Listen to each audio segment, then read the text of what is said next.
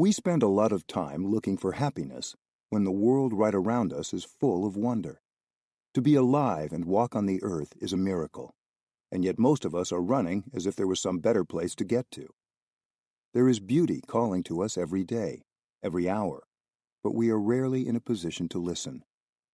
The basic condition for us to be able to hear the call of beauty and respond to it is silence. If we don't have silence in ourselves, if our mind, our body are full of noise, then we can't hear beauty's call. There's a radio playing in our head. Radio station NST, non-stop thinking. Our mind is filled with noise, and that's why we can't hear the call of life, the call of love. Our heart is calling us, but we don't hear. We don't have the time to listen to our heart. Mindfulness is the practice that quiets the noise inside us. Without mindfulness, we can be pulled away by many things. Sometimes we are pulled away by regret and sorrow concerning the past. We revisit old memories and experiences, only to suffer again and again the pain we've already experienced. It's easy to get caught in the prison of the past. We may also get pulled away by the future. A person who is anxious and fearful about the future is trapped just as much as one bound by the past. Anxiety, fear, and uncertainty about future events prevent us from hearing the call of happiness, so the future becomes a kind of prison too. Even if we try to be in the present moment, many of us are distracted and feel empty, as if we had a vacuum inside. We may long for something, expect something, wait for something to arrive to make our lives a little bit more exciting. We anticipate something that will change the situation, because we see the situation in the present moment as boring, nothing special, nothing interesting. Mindfulness is often described as a bell that reminds us to stop and silently listen. We can use an actual bell or any other cue that helps us remember not to be carried away by the noise around and inside us. When we hear the bell, we stop. We follow our in-breath and our out-breath, making space for silence. We say to ourselves, breathing in, I know I'm breathing in. Breathing in and out mindfully, paying attention only to the breath, we can quiet all the noise within us, the chattering about the past, the future, and the longing for something more. In just 2 or 3 seconds of breathing mindfully, we can awaken to the fact that we're alive, we're breathing in, we are here, we exist. The noise within just disappears, and there is profound spaciousness. It's very powerful, very eloquent. We can respond to the call of beauty around us. I am here. I am free. I hear you. What does I am here mean? It means I exist. I'm really here because I'm not lost in the past, in the future, in my thinking, in the noise inside, in the noise outside. I'm here. In order to really be, you have to be free from the thinking, free from the anxieties, free from the fear, free from the longing. I am free is a strong statement, because the truth is, many of us are not free. We don't have the freedom that allows us to hear and to see and to just be. Being silent together. I live in a retreat center in southwest France, where we practice a kind of silence called noble silence. The practice is easy. If we are talking, we are talking. But if we are doing something else, such as eating, walking, or working, then we do just these things. We aren't doing these things and also talking. So we do these things in joyful, noble silence. In this way, we are free to hear the deepest call of our hearts. Recently, there was a day when a lot of us, both monastics and lay people, were having lunch together outside, sitting on the grass. All of us went to serve ourselves and then joined the group to sit down. We sat in concentric circles, one small circle within a larger circle, and then another, still larger circle. We didn't say anything. I was the first to sit down. I sat and practiced mindful breathing to establish silence in myself. I listened to the birds, to the wind, and enjoyed the beauty of spring. I wasn't waiting for others to come and sit down so I could begin eating. I just enjoyed sitting there for about 20 minutes or more while other people served themselves and came and sat down. There was silence. But I felt that silence was not as deep as it could have been, perhaps because people had been distracted while getting their food, walking as they held their plates and then sitting down. I sat in silence and observed this. I had a small bell with me, and when everyone was seated, I invited the bell to sound. Since we'd just spent a week together practicing listening to the bell and breathing in and out mindfully, we all listened very well. Right after the first sound of the bell of mindfulness, the silence felt quite different. It was real silence, because everyone had stopped thinking. We focused our attention on the in-breath as we breathed in, on the out-breath as we breathed out. We breathed together, and our collective silence generated a strong field of energy. Silence like this can be called thundering silence, because it's eloquent and powerful. In this silence, I could hear the wind and the birds so much more vividly. Before that, I'd heard the birds and the wind, but not in the same way, because I didn't have the deepest kind of silence. Practicing silence to empty all kinds of noise within you is not a difficult practice. With some training, you can do it. In noble silence, you can walk, you can sit, you can enjoy your meal. When you have that kind of silence, you have enough freedom to enjoy being alive and to appreciate all the wonders of life. With that kind of silence, you are more capable of healing yourself mentally and physically. You have the capacity to be there, alive. Because you really are free from your regrets and suffering concerning the past, free from your fear and uncertainty about the future, free from all kinds of mental chatter. Being silent in this way when you are alone is good, and being silent in this way together is particularly dynamic and healing. The sound of no sound. Silence is often described as the absence of sound, yet it's also a very powerful sound. I remember the winter of 2013 to 2014 was not so cold in France, but we heard it was very cold in North America. There were more than the usual number of snowstorms, and sometimes the temperature went below -20 degrees Celsius. I saw a picture of Niagara Falls at about its coldest. The falls had stopped falling. The water couldn't fall anymore. It was frozen. I saw that image and was very impressed. The cascade of water had stopped, together with the sound. About 40 years ago, I was in Chiang Mai, in the northeast of Thailand, in a retreat for young people. I was staying in a hut near a stony creek, and there was always the sound of water falling. I enjoyed breathing and washing my clothes and taking a nap on the big stones in the creek. Wherever I was, I heard that sound of water falling. Day and night, I heard the same sound. I looked at the bushes and trees around and thought, since their birth, they have heard this sound. Suppose this sound stopped, and for the first time they heard the no sound, silence. Just imagine that if you can. Suddenly, the water stops flowing, and all these plants that from their birth have always day and night heard that cascading sound, hear it no longer. Think how surprised they would be to hear, for the first time in their lives, the sound of no sound. 5 true sounds. Bodhisattva is the Buddhist term for someone with great compassion, whose life work is to ease people's suffering.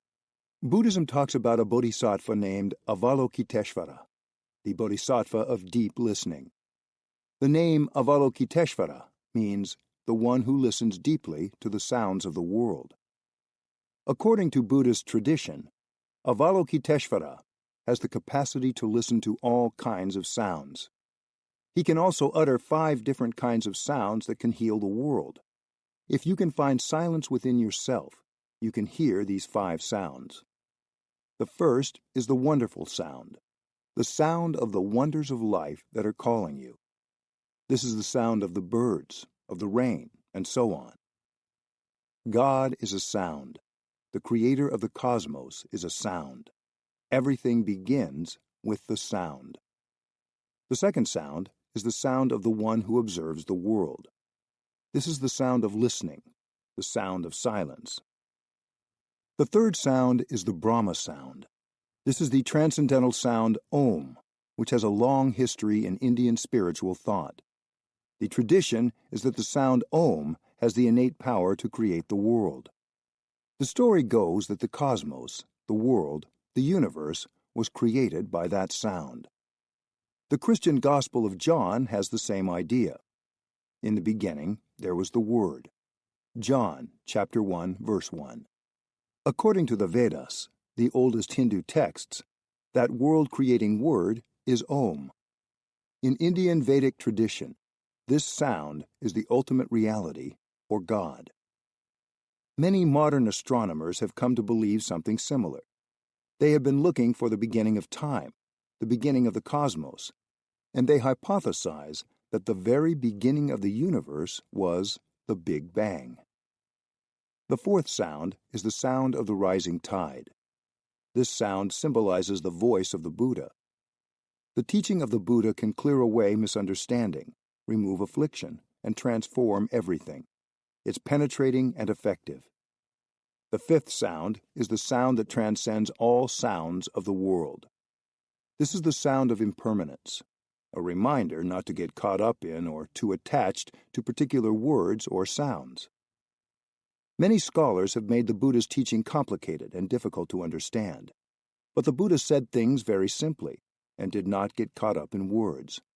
So if a teaching is too complicated, it's not the sound of the Buddha.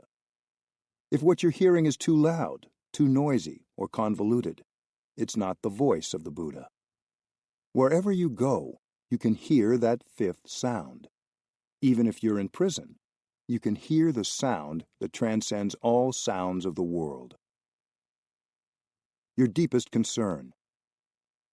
When you've been able to still all the noise inside of you, when you've been able to establish silence, a thundering silence in you, you begin to hear the deepest kind of calling from within yourself. Your heart is calling out to you. Your heart is trying to tell you something, but you haven't been able to hear it because your mind has been full of noise. You've been pulled away all the time, day and night. You've been full of thoughts, especially negative thoughts. In our daily lives, many of us spend most of our time looking for comforts, material comforts and affective comforts, in order to merely survive. That takes all our time. These are what we might call the daily concerns. We are preoccupied with our daily concerns: how to have enough money, food, shelter, and other material things. We also have affective concerns: whether or not some particular person loves us, whether or not our job is secure. We worry all day because of those kinds of questions. We may be trying to find a relationship that is good enough to endure, one that is not too difficult. We're looking for something to rely on. We may be spending 99.9% of our time worrying about these daily concerns, material comforts and affective concerns, and that is understandable, because we need to have our basic needs met to feel safe. But many of us worry far, far beyond having our needs met. We are physically safe, our hunger is satisfied, we have a roof over our heads, and we have a loving family. And still, we can worry constantly. The deepest concern in you, as in many of us, is one you may not have perceived, one you may not have heard. Every one of us has an ultimate concern that has nothing to do with material or affective concerns. What do we want to do with our life? That is the question. We are here, but why are we here? Who are we, each of us individually? What do we want to do with our life? These are questions that we don't typically have or make the time to answer. These are not just philosophical questions. If we're not able to answer them, then we don't have peace, and we don't have joy, because no joy is possible without some peace. Many of us feel we can never answer these questions. But with mindfulness, you can hear their response yourself when you have some silence within. You can find some answers to these questions and hear the deepest call of your heart. When you ask the question, "Who am I?" If you have enough time and concentration, you may find some surprising answers. You may see that you are a continuation of your ancestors. Your parents and your ancestors are fully present in every cell of your body. You are their continuation. You don't have a separate self. If you remove your ancestors and your parents from you, there's no you left. You may see that you're made of elements, like water, for example. If you remove the water from you, there's no you left. You're made of earth. If you remove the element earth from you, there's no you left. You're made of air. You need air desperately. Without air, you cannot survive. So if you remove the element of air from you, there's no you left. And there's the fire element, the element of heat, the element of light in you. You know that you are made of light. Without sunlight, nothing can grow on earth. If you continue to look, you see that you are made of the sun, one of the biggest stars in the galaxy. And you know that the earth, as well as yourself, is made of the stars. So you are the stars. On a clear night, look up, and you can see that you are the stars above. You're not just the tiny body you normally may think of as yourself. No need to run. Mindfulness gives you the inner space and quietness that allow you to look deeply, to find out who you are and what you want to do with your life. You won't feel the need to make yourself run after meaningless pursuits anymore. You've been running, looking for something, because you think that thing is crucial for your peace and happiness. You push yourself to achieve this and that condition so that you can be happy. You believe you don't have enough conditions to be happy right now. And so you develop the habit many people have of constantly running after one thing or another. I cannot be peaceful now. I cannot stop and enjoy things now because I need more conditions before I can be happy. You actually stifle the natural joie de vivre that is your birthright. But life is full of wonders, including wondrous sounds. If you can be here, if you can be free, then you can be happy right here and right now. You don't have to run anymore. The practice of mindfulness is very simple. You stop, you breathe, and you still your mind. You come home to yourself so that you can enjoy the here and now in every moment. All the wonders of life are already here. They're calling you. If you can listen to them, you will be able to stop running. What you need, what we all need, is silence. Stop the noise in your mind in order for the wondrous sounds of life to be heard. Then you can begin to live your life authentically and deeply. Chapter 1. A Steady Diet of Noise. Unless you live alone in the mountains without electricity, chances are you're absorbing a constant stream of noise and information all day long without interruption. Even if no one is speaking to you and you're not listening to the radio or some other sound system, there are billboards, telephone calls, text messages, social media, computer screens, bills, flyers, and many other ways that words and sounds reach us. It sometimes can be impossible to find a corner of an airport boarding area without a television blaring. Many people's morning commute is spent absorbing tweets, texts, news, games, and updates on their phones. Even in those rare moments when there is no sound, text, or other information coming in from outside, our heads are filled with a constant loop of thoughts. How many minutes each day, if any, do you spend in true quiet? Silence is essential. We need silence just as much as we need air, just as much as plants need light. If our minds are crowded with words and thoughts, there is no space for us. People who live in an urban setting get used to a certain level of ambient noise. There's always someone shouting, traffic honking, or music blaring. The constancy of perpetual noise can actually become reassuring. I know friends who go to the countryside for a weekend, or who go to a meditation retreat, and find the silence scary and unsettling. The silence doesn't feel safe or comfortable because they are used to a background of constant noise. Plants can't grow without light. People can't breathe without air. Everything that lives needs space to grow and to become. Fear of silence. I have the impression that many of us are afraid of silence. We're always taking in something, text, music, radio, television, or thoughts, to occupy the space. If quiet and space are so important for our happiness, why don't we make more room for them in our lives? One of my longtime students has a partner who is very kind, a good listener, and not overly talkative. But at home, her partner always needs to have the radio or TV on, and he likes a newspaper in front of him while he sits and eats his breakfast. I know a woman whose daughter loved to go to sitting meditation at the local Zen temple and encouraged her to give it a try. The daughter told her, "It's really easy, Mom. You don't have to sit on the floor. There are chairs available. You don't have to do anything at all. We just sit quietly." Very truthfully, the woman replied, "I think I'm afraid to do that." We can feel lonely, even when we're surrounded by many people. We are lonely together.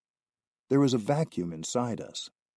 We don't feel comfortable with that vacuum, so we try to fill it up or make it go away. Technology supplies us with many devices that allow us to stay connected. These days, we are always connected, but we continue to feel lonely. We check incoming email and social media sites multiple times a day. We email or post one message after another. We want to share.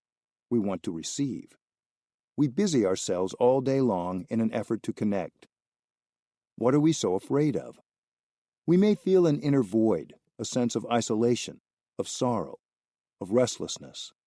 We may feel desolate and unloved. We may feel that we lack something important. Some of these feelings are very old and have been with us always, underneath all our doing and our thinking. Having plenty of stimuli makes it easy for us to distract ourselves from what we're feeling. But when there is silence, all these things present themselves clearly.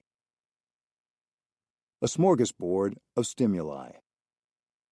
All the sounds around us and all the thoughts that we're constantly replaying in our minds can be thought of as a kind of food. We're familiar with edible food, the kind of food we physically chew and swallow. But that's not the only kind of food we humans consume. It's just one kind. What we read, our conversations, the shows we watch, the online games we play, and our worries, thoughts, and anxieties are all food. No wonder we often don't have space in our consciousness for beauty and silence. We are constantly filling up on so many other kinds of food. There are 4 kinds of food that every person consumes every day. In Buddhism, we call these kinds of food the 4 nutriments.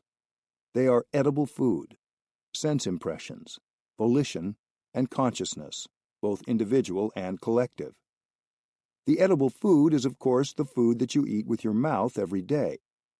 The second food, sense impressions, is the sensory experiences you receive through your eyes, ears, nose, tongue, body, and mind. This includes what you hear, what you read, what you smell, and what you touch. It includes your phone and text messages, the sound of the bus outside your window, and the billboard you read as you pass by it. Although these things are not edible food, they are information and ideas that come into your consciousness and you consume them every day. The third source of nutriment is volition. Volition is your will, your concern, your desire. This is food because it feeds your decisions, your actions, and your movements. Without any volition, without any desire to do anything, you wouldn't move. You would simply wither. The fourth kind of food is consciousness. This food includes your individual consciousness and the way your mind feeds itself and feeds your thoughts and actions. It also includes collective consciousness and how it affects you. All of these foods can be healthy or unhealthy, nourishing or toxic, depending on what we consume, how much we consume, and how aware we are of our consumption. For example, we sometimes eat junk food that makes us sick, or drink too much when we're upset about something, in the hopes of distracting ourselves, even if afterward that consumption makes us feel worse. We do the same thing with the other nutriments. With sensory food, we may have the awareness to take in media that are wholesome and enlightening.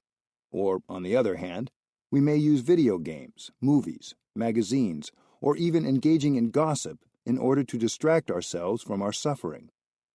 Volition can also be healthy, constructive motivation, or unhealthy, craving and obsession. Likewise, collective consciousness can be healthy or unhealthy.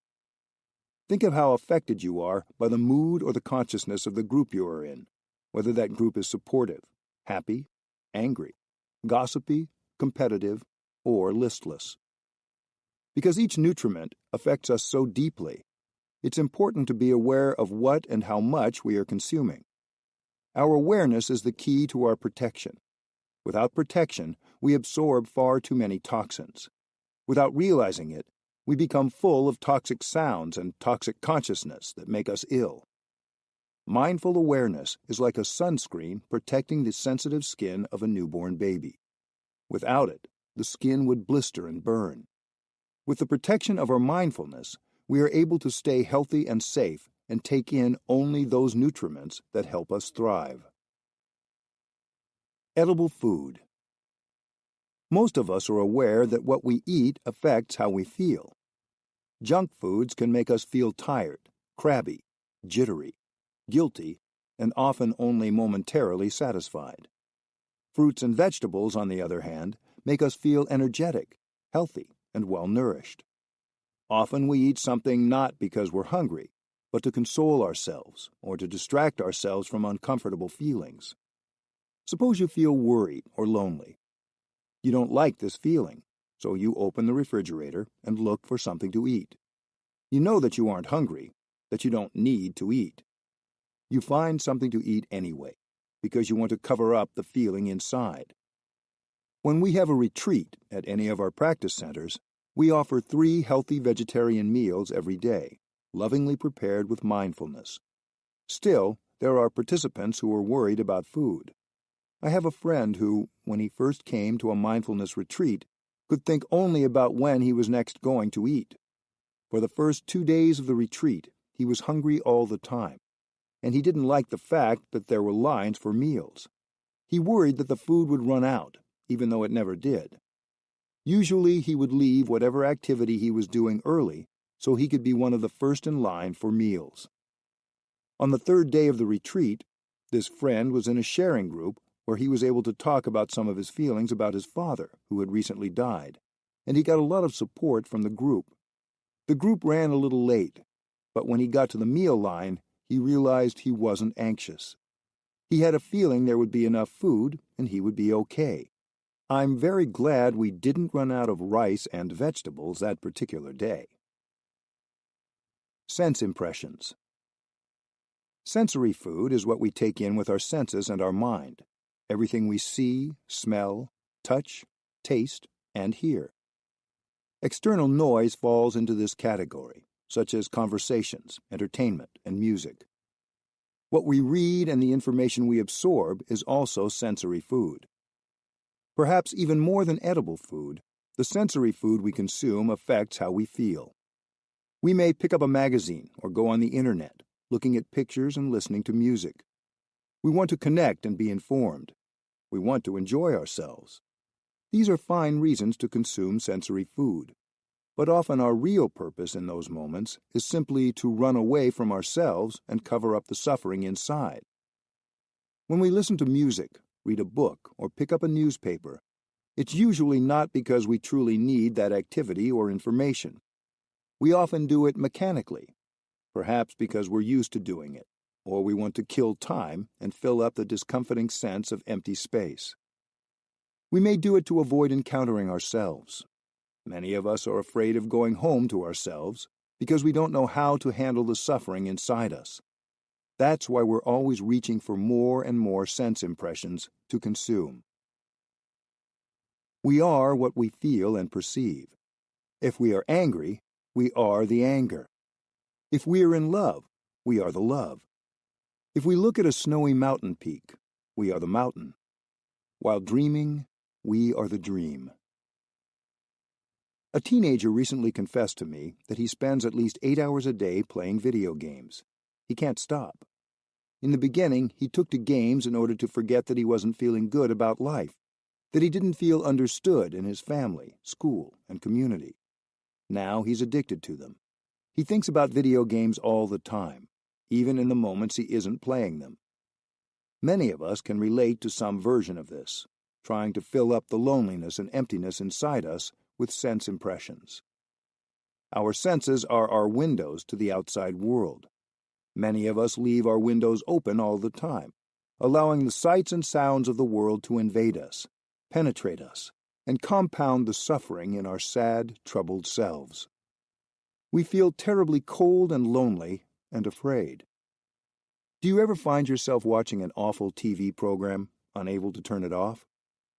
The raucous noises and explosions of gunfire are upsetting, yet you don't get up and turn it off. Why do you torture yourself in this way? Don't you want to give yourself some relief and close your sense windows? Are you afraid of solitude, of the emptiness and the loneliness you may find when you face yourself alone? Watching a bad TV program, we are the TV program. We can be anything we want, even without a magic wand. So why do we open our windows to bad movies and TV programs? Movies made by sensationalist producers in search of easy money. Movies that make our hearts pound, our fists tighten, and that send us back into the streets exhausted. Conversation is also sensory food. Suppose you talk to a person who is full of bitterness, envy, or craving. During the conversation, you take in that person's energy of despair. In truth, much of the sensory food we consume makes us feel worse instead of better. We find ourselves thinking more and more that we are not enough, that we need to buy something or change something in ourselves to make ourselves better. But we can always make the choice to protect our peace. That doesn't mean shutting all our windows all of the time, for there are many miracles in the world we call outside. Open your windows to these miracles, but look at any one of them with the light of awareness. Even while sitting beside a clear, flowing stream, listening to beautiful music, or watching an excellent movie, don't entrust yourself entirely to the stream, the music, or the film. Continue to be aware of yourself and your breathing. With the sun of awareness shining in you, you can avoid most dangers, and you will experience the stream being purer, the music more harmonious, and the soul of the artist completely visible in the film. Volition. Volition, our primary intention and motivation, is the third kind of nutriment. It feeds us and gives us purpose. So much of the noise around us, whether advertisements, movies, games, music, or conversation, gives us messages about what we should be doing, what we should look like, what success looks like, and who we should be. Because of all this noise, it's rare that we pay attention to our true desire. We act, but we don't have the space or quiet to act with intention. If we don't have any purpose feeding us, we are just drifting. There are certain people whom I see only once a year. When I ask them what they have done in the past year, many can't remember. Sometimes, for most of us, days, whole weeks, and even months go by like this, in a fog. This is because we're not aware of our intention on those days. Sometimes it seems the only intention in us is just to make it through the day. Whenever we act, whether to walk to the store, call a friend, take a step, or go to work, we have an intention, a motivation that gets us moving, whether we realize it or not. Time goes by very quickly. One day we may be surprised to discover our life is nearing its end, and we don't know what we've done with all the time we've lived. Maybe we've wasted entire days in anger, fear, and jealousy. We rarely offer ourselves the time and space to consider, am I doing what I most want to be doing with my life? Do I even know what that is? The noise in our heads and all around us drowns out the still, small voice inside. We are so busy doing something that we rarely take a moment to look deeply and check in with our deepest desires. Volition is a tremendous source of energy, but not all volition comes from the heart. If your volition is only to make enormous amounts of money, or to have the biggest number of Twitter followers. That may not lead you to a satisfying life. Many people who have a lot of money and power are not happy. They feel quite lonely. They don't have time to live their lives authentically. Nobody understands them, and they don't understand anyone. To fully experience this life as a human being, we all need to connect with our desire to realize something larger than our individual selves. This can be motivation enough to change our ways so we can find relief from the noise that fills our heads.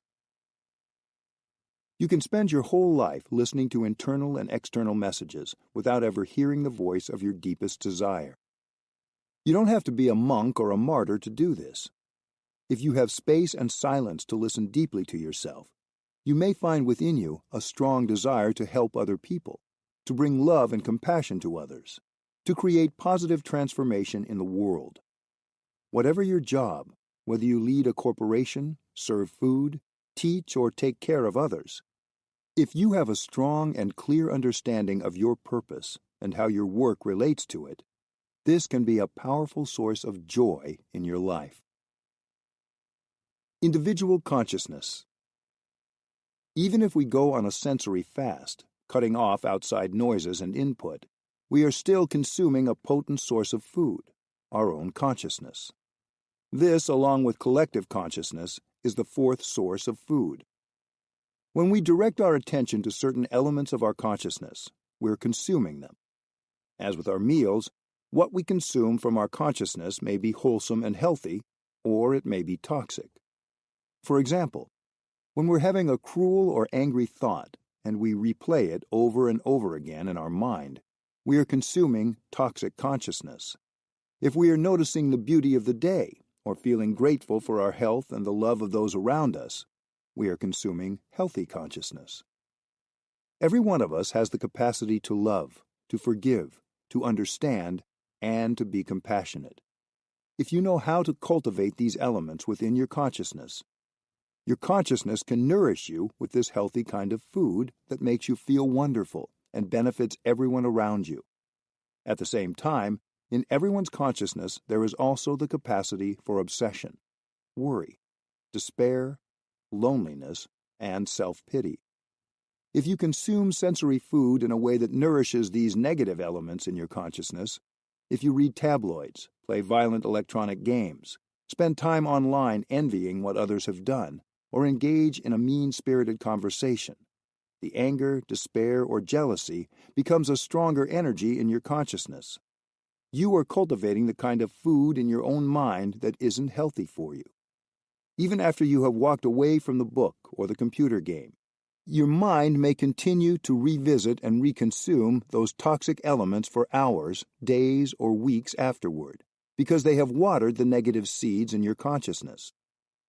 There are plants that can make you sick, such as hemlock and belladonna. If you consume them, you suffer. People usually don't deliberately grow these plants in their garden. Similarly, you can choose to cultivate the healthy things in your consciousness that will nourish you, rather than the toxic things that will poison you and make you suffer. Whether we're conscious of it or not, we are continually watering one thing or another in our mind, things that we almost certainly will consume again later on. What we water and consume unconsciously may show itself to us in our dreams. It may manifest as something we blurt out in a conversation, and then we wonder, where in the world did that come from? We can do a lot of damage to ourselves and to our relationships when we don't pay attention to what we're taking into ourselves and cultivating in our mind. Collective consciousness. In addition to our individual consciousness, we also take in the collective consciousness. Just as the Internet is made up of individual sites, collective consciousness is made up of individual consciousnesses. And each individual consciousness contains all the elements of the collective consciousness. The collective consciousness can be destructive, such as the violence of an angry mob, or, more subtly, the hostility of a group of people who are judgmental or gossipy. On the other hand, like individual consciousness, collective consciousness can be healing. For example, when you're with loving friends or family, or with strangers in a situation of mutual appreciation, such as listening to music, seeing art, or being in nature. When we surround ourselves with people who are committed to understanding and loving, we're nourished by their presence, and our own seeds of understanding and love are watered. When we surround ourselves with people who gossip, complain, and are constantly critical, we absorb these toxins. I had a musician friend who immigrated to California as a young man, and then, when he grew old, moved back to Vietnam. People asked the old man why he had returned. In California, you could eat whatever you wanted, do anything you liked, and the hospitals were excellent, they pointed out. You could buy whatever instruments you wanted. You had everything. Why did you come back to Vietnam? He answered that in California, he was surrounded by expatriates who were full of hatred and anger, and every time they visited him, they poisoned him with their resentment. He didn't want to absorb all that rage and bitterness in the precious few years he had left in this life. So he sought a place where he could live surrounded by a happier, more caring community. If we live in a neighborhood that is full of violence, fear, anger, and despair, we consume the collective energy of anger and fear even if we don't want to. If we live in a neighborhood that is very loud, with horns blaring and alarms sounding, we consume that energy and anxiety. Unless circumstances beyond our control oblige us to live in such a neighborhood, we can instead choose surroundings that are quiet and supportive. And even within noisy surroundings, we can create an oasis of silence. We can be positive agents of change. If you are beginning to think about how to bring more silence and space into your life so that you can cultivate joy, remember that none of us can do this alone. It's much easier to achieve and appreciate quiet when you have a supportive environment. If you can't bring yourself into a quieter, more peaceful physical environment, surround yourself as much as you can with people who help foster a collective energy of calm and compassion. Consciously choosing what and who you surround yourself with is among the keys to finding more space for joy. Practice nourishing. When feeling lonely or anxious, most of us have the habit of looking for distractions, which often leads to some form of unwholesome consumption, whether eating a snack in the absence of hunger, mindlessly surfing the internet, going on a drive, or reading. Conscious breathing is a good way to nourish body and mind with mindfulness. After a mindful breath or two, you may have less desire to fill yourself up or distract yourself. Your body and mind come back together, and both are nourished by your mindfulness of breathing. Your breath will naturally grow more relaxed and help the tension in your body to be released. Coming back to conscious breathing will give you a nourishing break. It will also make your mindfulness stronger, so when you want to look into your anxiety or other emotions, you'll have the calm and concentration to be able to do so. Guided meditation has been practiced since the time of the Buddha. You can practice the following exercise when you sit or walk.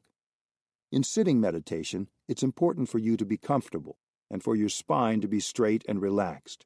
You can sit on a cushion with your legs crossed or on a chair with your feet flat on the floor. With the first in-breath, say the following meditation silently to yourself, and with the out-breath, say the second line. With the following in and out breaths, you can use just the key words. Breathing in, I know I'm breathing in. Breathing out, I know I'm breathing out. In, out. Breathing in, my breath grows deep. Breathing out, my breath grows slow. Deep, slow. Breathing in, I'm aware of my body. Breathing out, I calm my body. Aware of body, calming. Breathing in, I smile. Breathing out, I release. Smile, release. Breathing in, I dwell in the present moment. Breathing out, I enjoy the present moment. Present moment, enjoy. Chapter 2. Radio Non-Stop Thinking. Even if we are not talking with others, reading, listening to the radio, watching television, or interacting online, most of us don't feel settled or quiet. This is because we're still tuned to an internal radio station, Radio NST, non-stop thinking. Even when we're sitting still, with no external stimuli, an endless internal dialogue may be going on in our head. We're constantly consuming our thoughts. Cows, goats, and buffalo chew their food, swallow it, then regurgitate and re-chew it multiple times. We may not be cows or buffalo, but we ruminate just the same on our thoughts, unfortunately, primarily negative thoughts. We eat them, and then we bring them up to chew again and again, like a cow chewing its cud. We need to learn to turn off radio NST. It's not good for our health to consume from our own consciousness this way. In Plum Village, the retreat center in France where I live, we focus on practicing mindful consumption of sensory food as well as edible food. Not only do we choose not to drink alcohol or eat meat, we also do our best to talk and to think as little as possible while we are eating, drinking, washing dishes, or doing any other activity. This is because while walking, for example, if we are talking or thinking at the same time, we get caught up in the conversation or thoughts we're having and get lost in the past or the future, our worries or our projects. People can easily spend their entire lives doing just that. What a tragic waste. Let us instead really live these moments that are given to us. In order to be able to live our life, we have to stop that radio inside, turn off our internal discourse. How can we enjoy our steps if our attention is given over to all that mental chatter? It's important to become aware of what we feel, not just what we think. When we touch the ground with our foot, we should be able to feel our foot making contact with the ground. When we do this, we can feel a lot of joy in just being able to walk. When we walk, we can invest all our body and mind into our steps and be fully concentrated in each precious moment of life. In focusing on that contact with the earth, we stop being dragged around by our thoughts and begin to experience our body and our environment in a wholly different way. Our body is a wonder. Its functioning is the result of millions of processes. We can fully appreciate this only if we stop our constant thinking and have enough mindfulness and concentration to be in touch with the wonders of our body, the earth, and the sky. It's not that thinking is necessarily always bad. Thinking can be very productive. Thoughts are often the product of our feelings and our perceptions, so thinking may be seen as a kind of fruit. Some kinds of fruit are nourishing, others are not. If we have a lot of worry, fear, or anguish, that is very fertile ground for thinking that is completely useless, non-productive, and harmful. We are our thoughts, but we are at the same time much more than just our thoughts. We are also our feelings, our perceptions, our wisdom, our happiness, and our love. When we know we are more than our thoughts, we can make the determination not to allow our thinking to take over and dominate us. Do our thoughts support our true intention in life? If not, we need to push the reset button. If we aren't aware of our thoughts, they run rampant through our mind and take up residence there. They don't wait for an invitation. The habit of negative thinking. Buddhist psychology identifies at least two major parts of our mind. Store consciousness is the lower part of our mind. This is where all the seeds of the thoughts and emotions we have inside us are stored. There are all kinds of seeds. Seeds of love, faith, forgiveness, joy, and happiness, and also seeds of suffering, like anger, enmity, hatred, discrimination, fear, agitation, and so on. All the talents as well as the weaknesses of our ancestors have been transmitted to us through our parents, and they dwell in the depths of our consciousness in the form of seeds. Store consciousness is like the basement of a house, while mind consciousness, the upper part of the mind, is like the living room. The seeds are stored in the basement, and whenever one is stimulated, or as we often say, watered, it comes up and manifests on the level of mind consciousness. Then it's no longer a dormant seed, but is a zone of energy called a mental formation. If it's a wholesome seed like mindfulness or compassion, we enjoy its company. But when an unwholesome seed is stimulated, it can take over our living room like an unwelcome guest. For example, while we're watching television, perhaps the seed of craving in us is touched, and then it comes up to manifest on the level of mind consciousness as the energy of craving. Another example, when the seed of anger lies dormant in us, we feel happy, we feel joyful. But when somebody comes along and says or does something that waters that seed of anger, it will manifest on the level of mind consciousness as an energy zone of anger. We practice to touch and water the wholesome seeds so that they can manifest in our daily life, and we practice not to water the seeds of hatred or craving. In Buddhism, this is called the practice of diligence. In Plum Village, we call it selective watering. For example, when the seeds of violence and hatred lie still and quiet in our store consciousness, we feel a sense of well-being. But if we don't know how to take care of our consciousness, these seeds won't remain dormant, but will be watered and will manifest. It's important to be aware when an unwholesome seed manifests in your mind consciousness, and not to leave it there on its own. Whenever you see an unpleasant mental formation manifesting, call on the seed of mindfulness to manifest as a second energy in your mind consciousness in order to recognize, embrace, and calm the negative mental formation, so you can look deeply into the negativity to see its source. Most of us have real anger and suffering living inside us. Perhaps in the past we were oppressed or mistreated, and all that pain is still right there, buried in our store consciousness. We haven't processed and transformed our relationship with what happened to us, and we sit there alone with all that anger, hatred, despair, and suffering.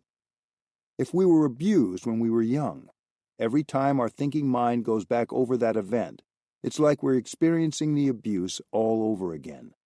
We offer ourselves up to be abused over and over like that many times every day. That's ruminating on the toxic food of our consciousness. During our childhood, we probably also had many happy moments. Nevertheless, we keep going back again and again to wallow in despair and other mental states that aren't healthy for us.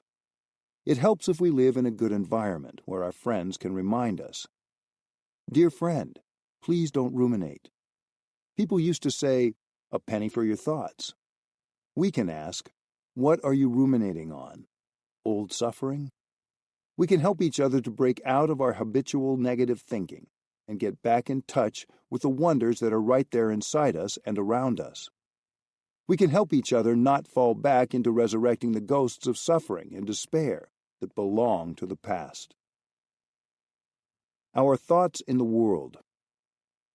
Often, our thinking goes around and around in circles, so we lose all our joy in living. The majority of our thinking not only doesn't help us, it actually can do harm. We might believe that we aren't causing any harm if we're just thinking something, but the reality is that the thoughts going through our mind also go out into the world. Just as a candle radiates light, heat, and scent, our thinking manifests itself in various ways, including in our speech and our actions. We are continued by our views and by our thinking. Those are the children we give birth to in every moment. When someone around us is feeling bad or is carried away by negative thinking, we can sense it. Every time we have a thought, whether about ourselves or the world, the past or the future, we somehow emit the thoughts and views that are at the base of that thinking. We produce thought, and our thought carries our views and the energy of our feelings. When we get caught in negative thoughts and worries, it's easy to create misunderstanding and anxiety. When we stop the thinking and calm our mind, we create more space and openness.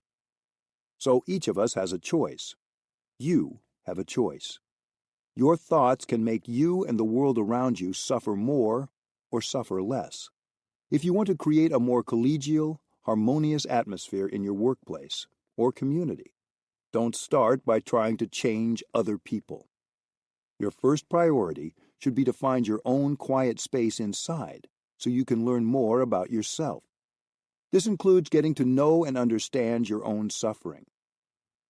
When your practice is solid and you've already harvested some of the sweet fruits of getting to know yourself, you can consider ways you can make more room to bring silence, deep looking, understanding, and compassion into your work or community. Mindfulness means reclaiming attention. Non-thinking is an art, and like any art, it requires patience and practice. Reclaiming your attention and bringing your mind and body back together for even just 10 breaths can be very difficult at first. But with continued practice, you can reclaim your ability to be present and learn just to be. Finding a few minutes to sit quietly is the easiest way to start training yourself to let go of your habitual thinking. When you sit quietly, you can observe how your thoughts rush in, and you can practice not ruminating on them, and instead, let them just come and go as you focus on your breath and on the silence inside. I know some people who don't like to sit still. It's just not how they relax. Some even find it very painful. One woman I know decided she could never meditate because it just didn't work. So I asked her to take a walk with me. I didn't call it walking meditation, but we walked slowly and with awareness, enjoying the air, the feel of our feet on the ground, and just walking together. When we came back, her eyes were bright and she seemed refreshed and clear. If you can take just a few minutes for yourself to calm your body, your feelings, and your perceptions in this way, joy becomes possible. The joy of true quiet becomes a daily healing food. Walking is a wonderful way to clear the mind without trying to clear the mind.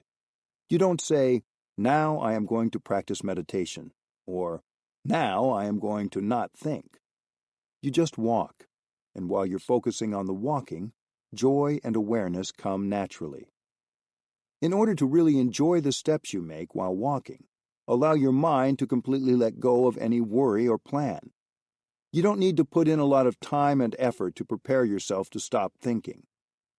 With one in-breath taken in mindfulness, you have already stopped. You breathe in, and you make a step. With that in-breath, you have 2 or 3 seconds to stop the mental machinery. If radio nonstop thinking is blaring, don't let that spinning energy of dispersion carry you off like a tornado. For many of us, it happens all the time. Rather than living our life, we allow ourselves to be swept away repeatedly throughout the day, day after day. With the practice of mindfulness, you can stay grounded in the present moment, where life and all its wonders are real and available to you. In the beginning, you may need a little more time, maybe 10 or 20 seconds of mindful breathing, before you can let your thinking go. You can take one step with each in-breath and one step with each out-breath. If your attention wanders, gently bring it back to your breathing. 10 or 20 seconds is not a lot of time. One nerve impulse, one action potential, needs only a millisecond. Giving yourself 20 seconds is giving yourself 20,000 milliseconds to stop the runaway train of thought. If you want, you can give yourself even more time.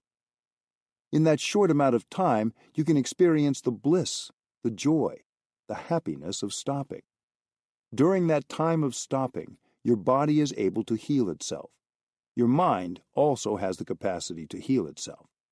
There is nothing and no one to prevent you from continuing the joy you've produced with a second step, a second breath.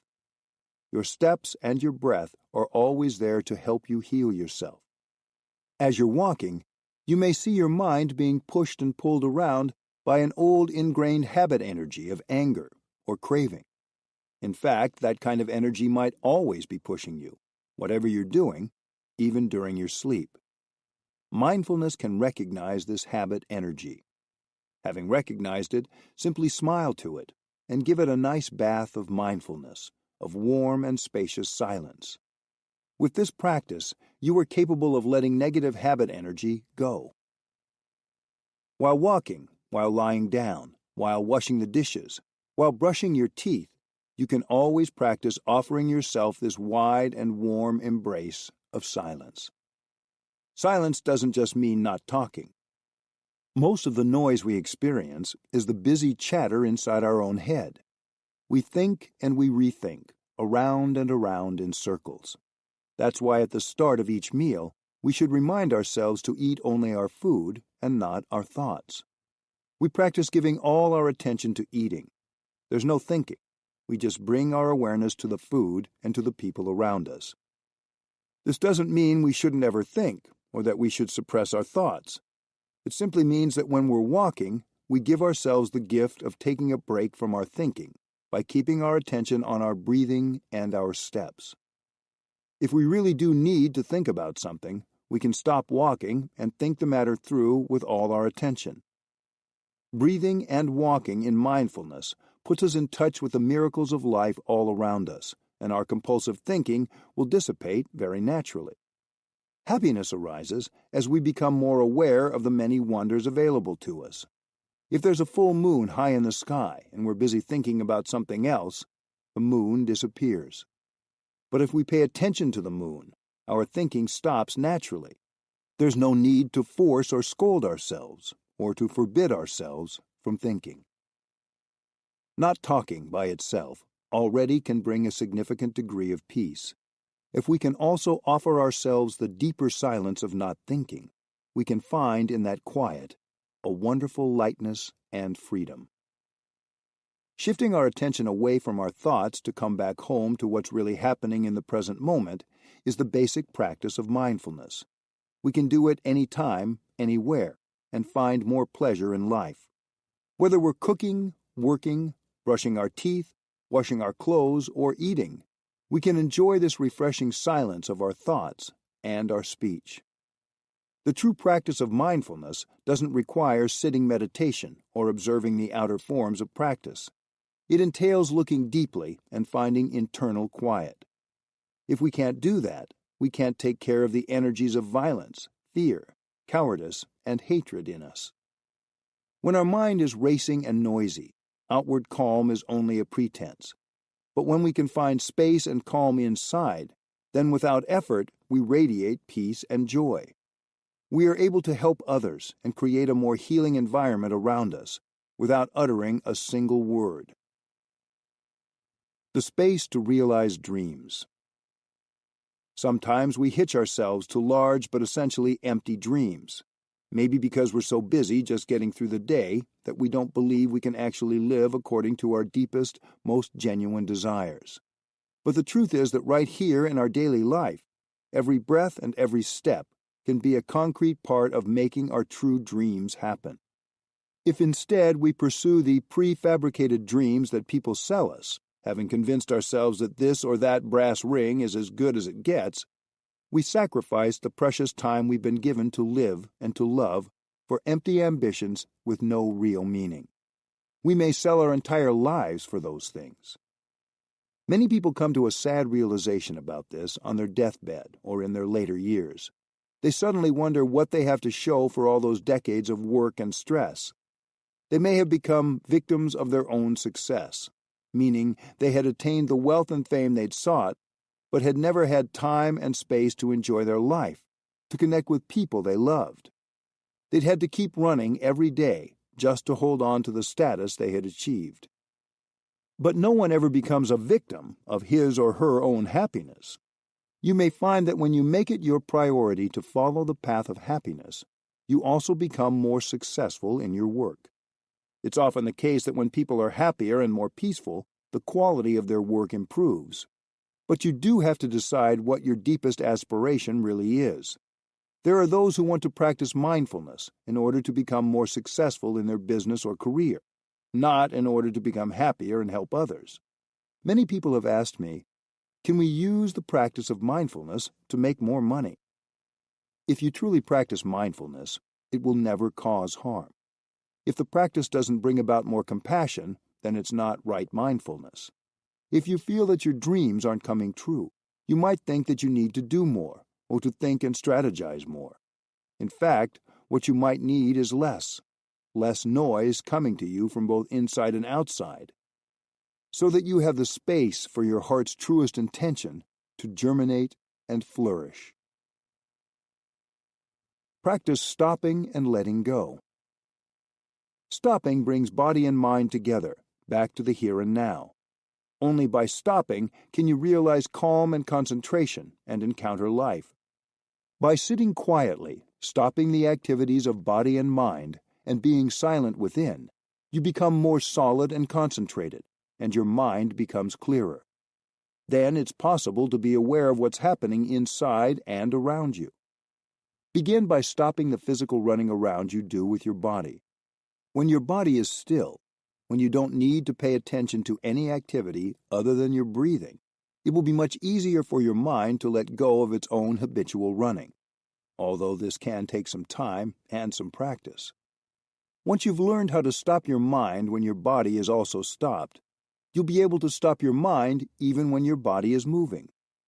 Focusing on the way your breathing combines with the physical movements of your daily activities, you can live with awareness instead of in forgetfulness. Just like everything else in the world, your thoughts are impermanent. If you don't grasp a thought, it arises, stays for a while, and then fades away. Clinging to thoughts and harboring desires for such things as wealth, fame, or sensual pleasures can bring about craving and attachment, leading you down dangerous paths and causing suffering to yourself and others.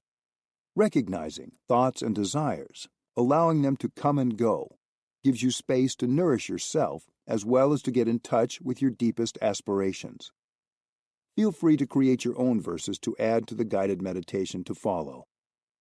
Breathing in, I'm aware of my thoughts. Breathing out, I'm aware of their impermanent nature. Thoughts, impermanence.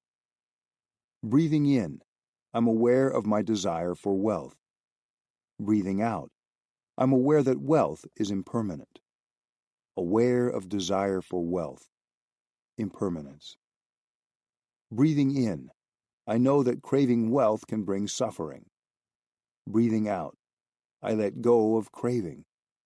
Aware of craving, letting go. Breathing in, I'm aware of my desire for sensual pleasures. Breathing out, I know that sensual desire is impermanent in nature. Aware of sensual desire, impermanence. Breathing in, I'm aware of the danger of craving sensual pleasures. Breathing out, I let go of my craving for sensual pleasures. Aware of craving, letting go. Breathing in, I contemplate letting go. Breathing out, I experience the joy of letting go. Contemplating letting go, joy. Chapter 3. Thundering Silence. Our need to be filled up with one thing or another all the time is the collective disease of human beings in our era. And the marketplace is always ready to sell us every kind of product to fill ourselves up. Advertisers continually scare us into avoiding the supposedly pathetic situation of living life without this or that item. But many of the things we consume, both as edible food and as sensory impressions, have toxins in them. Just as we might feel worse after eating a whole bag of chips, we often feel worse after we spend many hours on social media sites or playing video games. After we consume like that in an effort to block out or cover up unpleasant feelings, somehow we only end up feeling even more loneliness, anger, and despair. We need to stop consuming sensory food as a response to the compulsive urge to avoid ourselves. But that doesn't mean we should force ourselves to stop using our phones or the internet altogether. Just as we need edible food, we also need sensory food. But we can be much more conscious and intelligent about choosing the kind of sensory food we will take in, and especially about knowing why we are choosing, at that moment, to consume it. There are many people who check their email several times a day, searching for something new. Even though most of the times they check, they don't find anything. The surest way to give ourselves something really new, a feeling of being refreshed, of being happy, of being at ease, is by opening up the space within us for the practice of mindfulness. Letting go. Many Zen masters have said that non-thinking is the key to mindfulness meditation. To meditate does not mean to sit still and think. When thinking takes over, you lose contact with your body and your larger awareness. We humans hold very tightly to our thoughts, our ideas, and our emotions. We believe that they are real, and that to let go of them would be to give up our very identity. If you're like most people, you probably have a notion that there's some as yet unrealized condition that has to be attained before you can be happy. Maybe it's a diploma, a job promotion, an income level, or a relationship status. But that notion may be the very thing that prevents you from being happy. To release that notion and make space for true happiness to manifest, you first have to experience the truth that entertaining your current idea is making you suffer. You may have entertained that idea for 10 or 20 years without ever having understood that it was interfering with your natural capacity to be happy. One night, I dreamed that I was a university student, about 21 years old. I was 60-something when I had this dream, but in my dream I was quite young. I had just been accepted into a class taught by a very distinguished professor, the most sought-after professor in the university. Delighted to get to be his student, I went to the appropriate office and inquired where the class was to be held. As I posed my question, someone walked into the office who looked exactly like me. The color of his clothing, his face, everything was identical. I was very surprised. Was he me or was he not me? I asked the staff person if this young man had also been accepted into the class. She said, "No, no way. You, yes, but him, no." The class was being held on the top floor of the building that same morning. I moved quickly to make it there on time, and then halfway up the stairs, I wondered aloud, what is the subject of this class anyway? Someone nearby told me it was music. I was very surprised, because I wasn't a student of music at all. When I got to the classroom door, I looked in and saw that there were more than 1,000 students in the class, a real assembly. Through the exterior window, I saw outside a beautiful landscape of mountain peaks covered in snow, and the moon and constellations above. I was deeply moved by the beauty. But then, just before the professor was about to come in, I was told we had to make a presentation on music, and I was to be the first presenter. I felt completely lost. I didn't know anything about music. I searched in my pockets, looking for anything to help me, and felt something metallic. I took it out. It was a small bell. I told myself, this is music. This is a musical instrument. I can make a presentation about the bell. Yes, I can do it. I readied myself. But just at the moment someone announced that the professor was coming in, I woke up. I regretted that so much. If the dream had continued for another 2 or 3 minutes, I would have been able to see him, that extraordinary professor who everyone adored. After I woke up, I tried to remember the details of the dream and to understand its meaning. I came to the conclusion that the other young man I'd seen in the office was also me, but maybe he was still caught in attachment to some kinds of views, and that was why he wasn't free enough to be accepted. He was perhaps a former aspect of myself that I had left behind as I gained insight that helped me drop my attachment to views. To let go implies to let go of something. The something that we're holding on to may simply be a creation of our mind, an illusory perception of something, and not the reality of the thing itself. Everything is an object of our mind and is colored by our perception.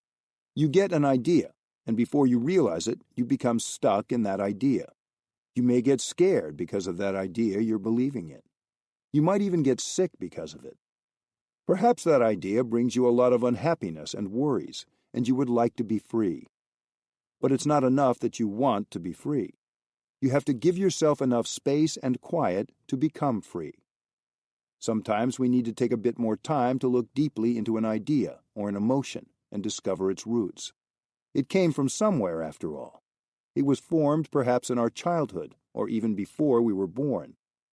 Once we recognize the roots of an emotion or idea, we can begin to let it go. The first step is to stop the thinking. We need to come back to our breathing and calm our body and mind. This will bring more space and clarity so that we can name and recognize the idea, desire, or emotion that's troubling us, say hello to it, and give ourselves permission to release it. Finding answers without thinking. This is not to say we never have the right to think. Recently, a monastic sister said to me, I have so many difficulties to deal with, and if you tell me not to think, how can I solve anything? But only right thinking is truly useful. Right thinking brings good fruits. In general, 90% or more of our thoughts are not right thinking. They just take us around and around in circles and lead us nowhere. The more we think like that, the more dispersion and agitation we bring to our mind and our body. That kind of thinking won't solve any problem. Right thinking requires mindfulness and concentration. Say there's a problem we need to solve. It will take us much longer to reach a good resolution if we apply wrong thinking to it. We need to give our mind consciousness a rest and allow store consciousness to look for a solution. We have to take our intellectual and emotional hands off the wheel and entrust this question, this challenge, to our store consciousness. Just as when planting a seed, we have to entrust it to the earth and sky. Our thinking mind, our mind consciousness, is not the soil. It is only the hand that plants the seeds and cultivates the soil by practicing mindfulness of each thing we are doing as we go about our day. Our store consciousness is the fertile soil that will help the seed to germinate. After entrusting that seed to the soil of our store consciousness, we need to be patient. While we sleep, our store consciousness is working. While we walk, while we breathe, if we don't let our thinking interfere with the process, the store consciousness is working. Then, one day, the solution appears. Because we didn't take refuge in the thinking mind, we took refuge in our store consciousness. We need to train ourselves in the way of meditation so we can entrust our questions, our difficulties, to our store consciousness. We can have confidence in it, and we use our mindfulness and concentration to help water the seed and care for the soil.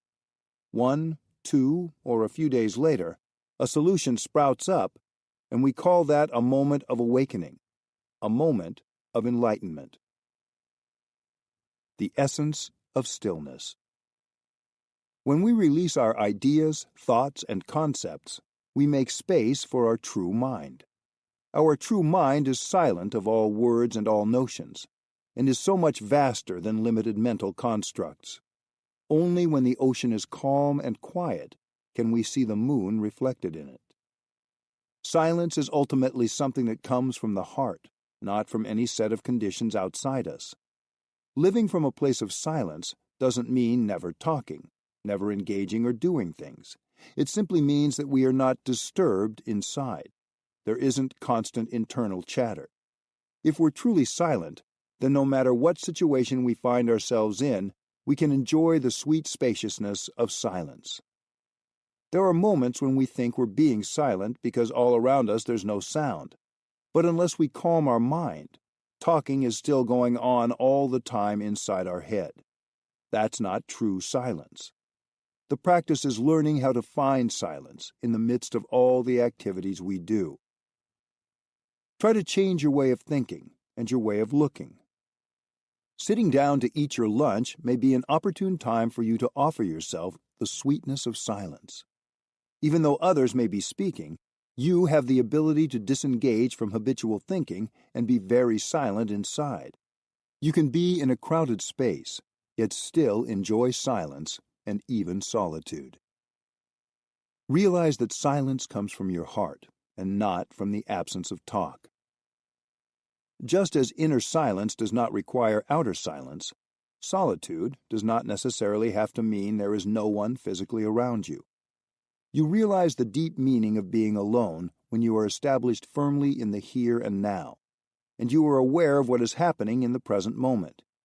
You use your mindfulness to become aware of every feeling, every perception you have. You're aware of what's happening around you, but you also stay fully present within yourself. You don't lose yourself to the surrounding conditions. That is real solitude. Joyful versus oppressive silence.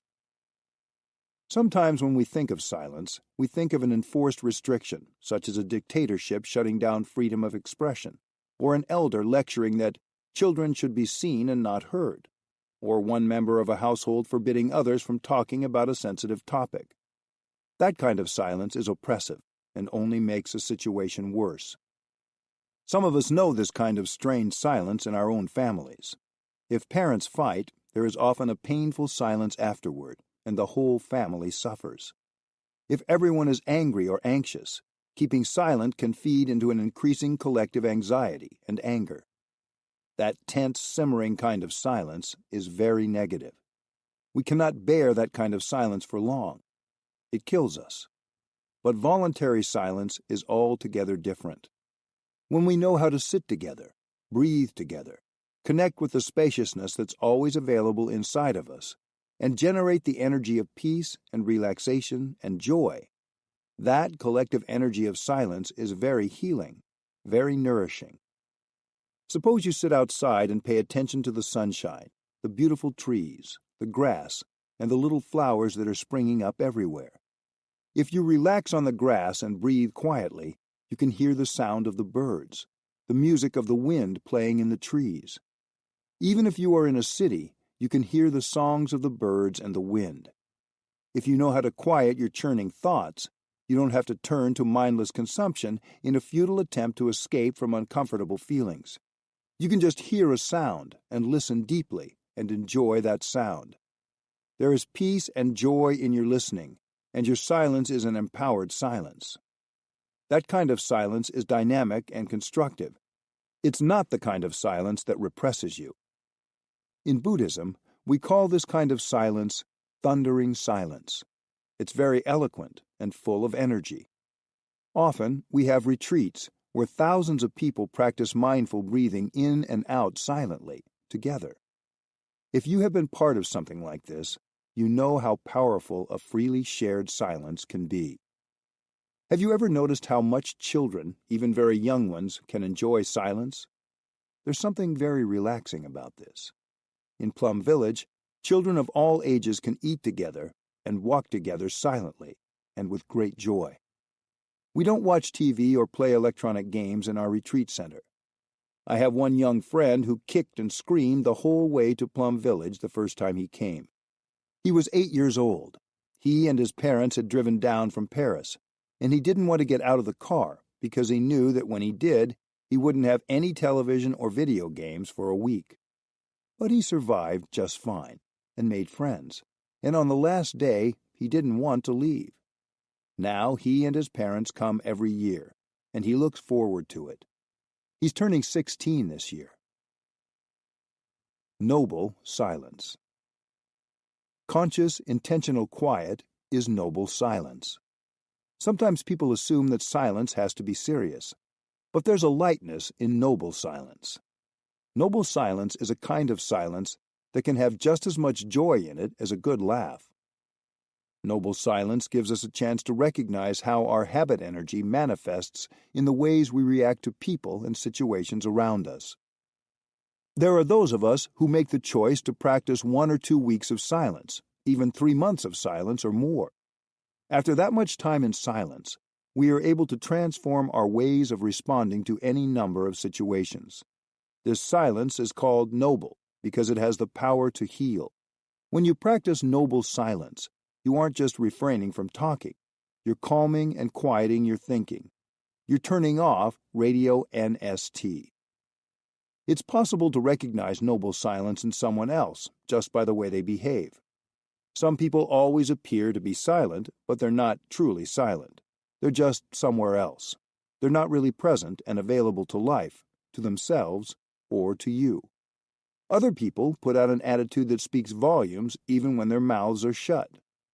Maybe you've had the experience of being with someone who isn't saying anything, but you still get the distinct impression that he or she is criticizing you. That isn't noble silence, because noble silence promotes understanding and compassion. So be aware that even if you don't say anything in words, you may be reacting strongly inside, and people looking at your face may be able to tell.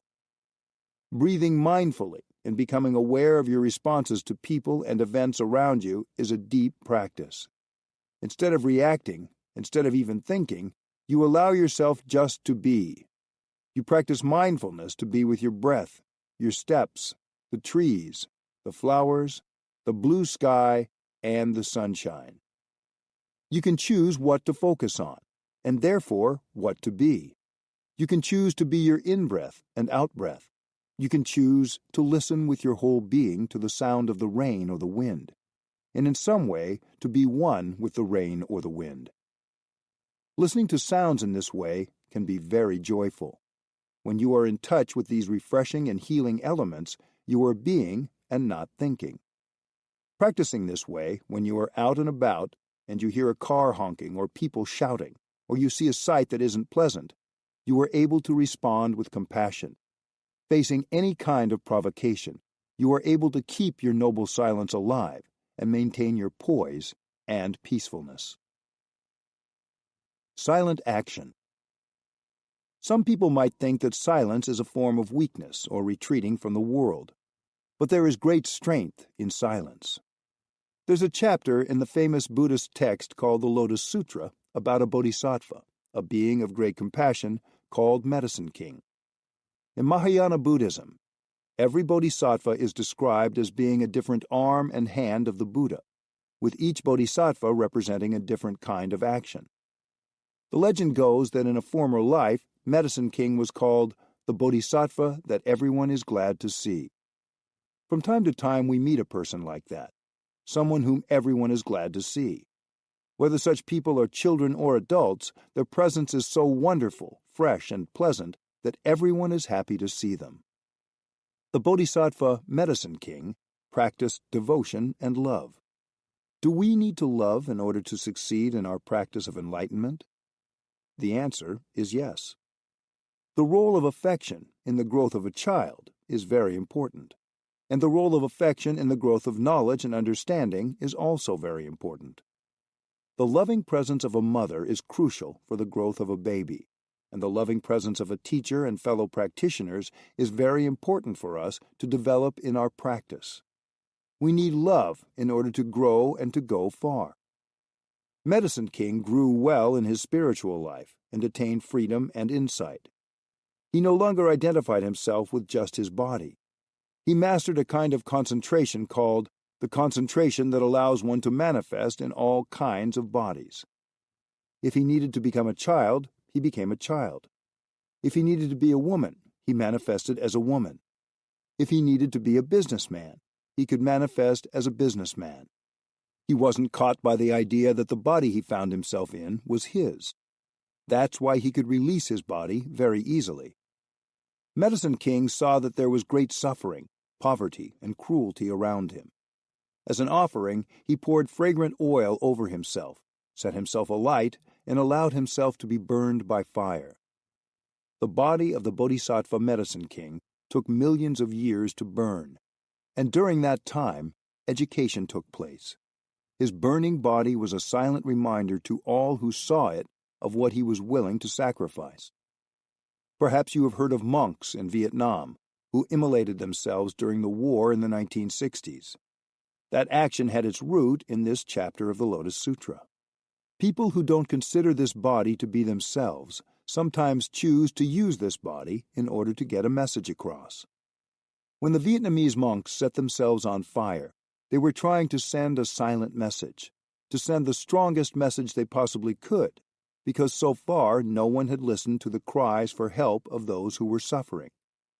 These monks were trying to say, by acts rather than words, that there was suppression, discrimination, and suffering in Vietnam.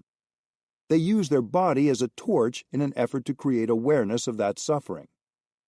If you're not free, if you consider that this body is you, if you think that when this body disintegrates you will no longer be, then you cannot perform such an action. It's only when you are free and able to see yourself in many forms, not just in this body, that you can have the courage and the wisdom to offer yourself as a living torch. The first monk to immolate himself in 1963 was named Thich Quang Duc. Quang means broad. Duc means virtue. I knew him personally. He was a very loving person. When I was a young monk, I stayed in his temple in Saigon. At that time, I was editor of a Buddhist magazine, and I was doing studies of other spiritual traditions. His temple had a collection of magazines that I made use of in my research.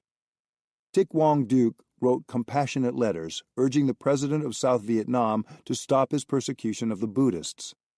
He was part of a larger movement of monastics and lay people who were organizing nonviolent responses to the increasing bloodshed. One day, Thich Quang Duc had himself driven in an old car to an intersection in Saigon. He got out of the car, poured gasoline over himself, sat down beautifully in the lotus position, and struck a match. 5 hours later, the image of him sitting engulfed in flames in the middle of the intersection was available everywhere in the world, and people learned about the suffering of the Vietnamese people. A month or two later, the regime was brought down by a military coup, ending that policy of religious discrimination and persecution. I was in New York at Columbia University giving a course on Buddhist psychology when I learned of Thich Quang Duc's death in the New York Times. Many people ask the question, isn't that a violation of the precept concerning not killing? I wrote Dr. Martin Luther King Jr. a letter, sharing with him that this was not really a suicide. When you commit suicide, you are in despair. You don't want to live anymore. But Thich Quang Duc was not like that. He wanted to live. He wanted his friends and other living beings to live. He loved being alive. But he was free enough to offer his body in order to get the message across. We are suffering, and we need your help. Because of the great compassion in him, he was able to sit very still in the fire in perfect concentration. I shared with Dr. King my understanding that when Jesus died on the cross, he made the choice to die for the benefit of others, not out of despair, but out of the will to help. That is exactly what Thich Quang Duc wanted to do. He committed this action not out of despair, but out of hope and love, using his body in order to bring change to a desperate situation. This burning was a kind of offering. What Thich Quang Duc and Medicine King wanted to offer in the act of self-immolation was not just their body, but their strong determination to help other living beings. That extraordinary determination was the basis of their dramatic action that successfully delivered an unforgettable message and silently transmitted their insight far and wide. I tell this story not because I think you should do something this drastic, but simply to illustrate the power of silent action. We all want to change certain things or convince someone of something. If you have some small matter at work or in a relationship that you want to change, and you've tried talking about it without results, consider the strength that is possible in silent action. Practice healing. If your daily life is full of hurrying, noise, or confusion, it's easy to forget to be aware of the wholesome and supportive elements that are all around you, such as the fresh air, the sun, and the trees. The following exercise can be practiced anywhere, at any time. You just need to be in a place where you're comfortable breathing, relaxing, and smiling.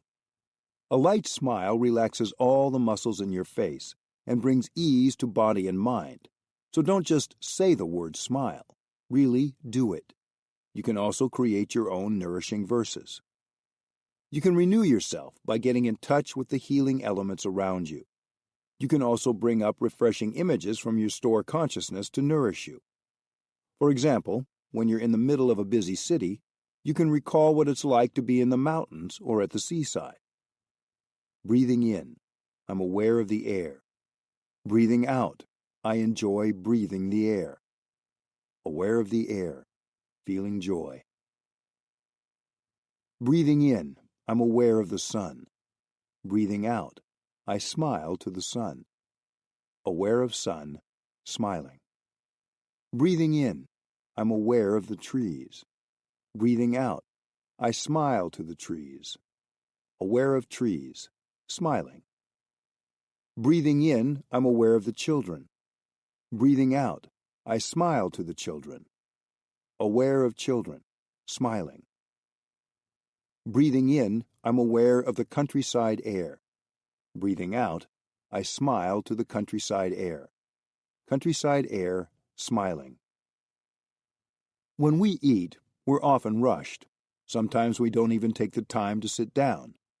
If that's true of you, please offer yourself the opportunity to eat mindfully as a human being, not a running robot.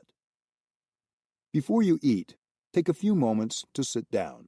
Feel your weight supported by the chair or the ground. Quiet your thinking and contemplate the food and its sources. The earth, the sun, the rain, labor, and many supportive conditions have come together so that your food could be brought to you. Be aware of how fortunate you are to have food to eat when so many people are hungry. When you sit down to enjoy a meal with others, bring your awareness to the food and the people you are with. This can be a very joyful occasion of true community. Breathing in, I'm aware of the food on my plate. Breathing out, I'm fortunate to have food to eat. Aware of food, feeling grateful. Breathing in, I'm aware of the fields. Breathing out, I smile to the fields. Aware of the fields, smiling. Breathing in, I'm aware of the many conditions that brought this food to me. Breathing out, I feel grateful. Aware of conditions, feeling grateful. Breathing in, I'm aware of those who are eating together with me. Breathing out, I am grateful for their presence. Eating together, feeling grateful. Chapter 4. Deep Listening. Most of the time, our head is so full of thoughts that we have no space to listen to ourselves or anyone else. We may have learned from our parents or in school that we have to remember lots of things. We have to retain a lot of words, notions, and concepts. And we think that this mental stockpile is useful for our life. But then, when we try to have a genuine conversation with someone, we find it difficult to hear and understand the other person. Silence allows for deep listening and mindful response, the keys to full, honest communication. Many couples who have been together for a long time come to mindfulness practice because they can't hear each other anymore. Sometimes one of the partners will say to me, "It's no use, she doesn't listen," or "He won't ever change. Talking to him is like talking to a brick wall." But it may be that the complaining partner is the one who doesn't have the space to listen. Each of us wants our partner to understand us, yes, but we also need to have the ability to really understand them. Many of us are simply overloaded. We just don't seem to have the space for really hearing and understanding others. We may need to think a lot in our jobs, 8 or 9 hours a day, without stopping. We hardly ever give attention to our breathing or anything else but our thinking during this time. We believe that if we want to succeed, we can't afford to do anything other than that. Listening with ease. Recently, I met a woman from Paris who asked me for some guidance on her work as a kinesiologist. She wanted to know how she could most effectively do her job as a health advisor to bring the greatest benefit to her clients. If you have lightness and spaciousness in your heart, I told her, then your speech will carry deep insight, and that will bring true communication. I shared with her the following. In order to practice right speech, we need to first take the time to look deeply into ourselves and into whoever is in front of us, so that our words will be able to create mutual understanding and relieve the suffering on both sides. When we speak, of course, we are only saying what we think is correct, but sometimes, because of the way we say it, the listener can't take it in, so our words don't have the desired effect of bringing more clarity and understanding to the situation. We need to ask ourselves, am I speaking just to speak, or am I speaking because I think these words can help someone heal? When our words are spoken with compassion, based on love, and on our awareness of our interconnectedness, then our speech may be called right speech. When we give an immediate reply to someone, usually we are just reeling off our knowledge or reacting out of emotion. When we hear the other person's question or comment, we don't take the time to listen deeply and look deeply into what has been shared. We just volley back a quick rejoinder. That's not helpful. The next time someone asks you a question, don't answer right away. Receive the question or sharing and let it penetrate you, so that the speaker feels that he or she has really been listened to. All of us, but especially those whose profession is to help others, can benefit from training ourselves in this skill. We must practice in order to do it well. First and foremost, if we haven't listened deeply to ourselves, we can't listen deeply to others. We need to cultivate a spiritual dimension of our life if we want to be light, free, and truly at ease. We need to practice in order to restore this kind of spaciousness. Only when we have been able to open space within ourselves can we really help others. If I am out for a walk or on a public bus, anywhere really, it is very easy to notice if someone has a feeling of spaciousness. Perhaps you've met people like this. You don't even know them well, but you feel comfortable with them because they are easy and relaxed. They are not already full of their own agenda. If you open the space within yourself, you will find that people, even someone who perhaps has been avoiding you, your teenage daughter, your partner with whom you were in a fight, your parent, will want to come and be near you. You don't have to do anything, or try to teach them anything, or even say anything. If you are practicing on your own, creating space and quiet within you, others will be drawn to your spaciousness. People around will feel comfortable just being around you because of the quality of your presence. This is the virtue of non-action. We stop our thinking, bring our mind back to our body, and become truly present. Non-action is very important. It is not the same thing as passivity or inertia. It's a dynamic and creative state of openness. We just need to sit there, very awake, very light, and when others come sit with us, they feel at ease right away. Even though we haven't done anything to help, the other person receives a lot from us. Having the space to listen with compassion is essential to being a true friend, a true colleague, a true parent, a true partner. A person doesn't need to be a mental health professional to listen well. In fact, many therapists aren't able to do it because they are so full of suffering. They study psychology for many years and know a great deal about techniques, but in their heart they have suffering that they haven't been able to heal and transform, or they haven't been able to offer themselves enough joy and play to balance out all the pain they take in from clients, so they don't have the space to help very effectively. People pay these therapists a lot of money and go back to see them week after week, hoping for healing. But counselors can't help if they haven't been able to listen to themselves with compassion. Therapists and counselors are human beings who suffer like everyone else. Their ability to listen to others is dependent first on their ability to listen compassionately to themselves. If we want to help others, we need to have peace inside. This peace we can create with each step, each breath, and then we can help. Otherwise, we are just wasting others' time and taking their money if we're professionals. What all of us need first is ease, lightness, and peace in our own body and spirit. Only then can we truly listen to others. This takes some practice.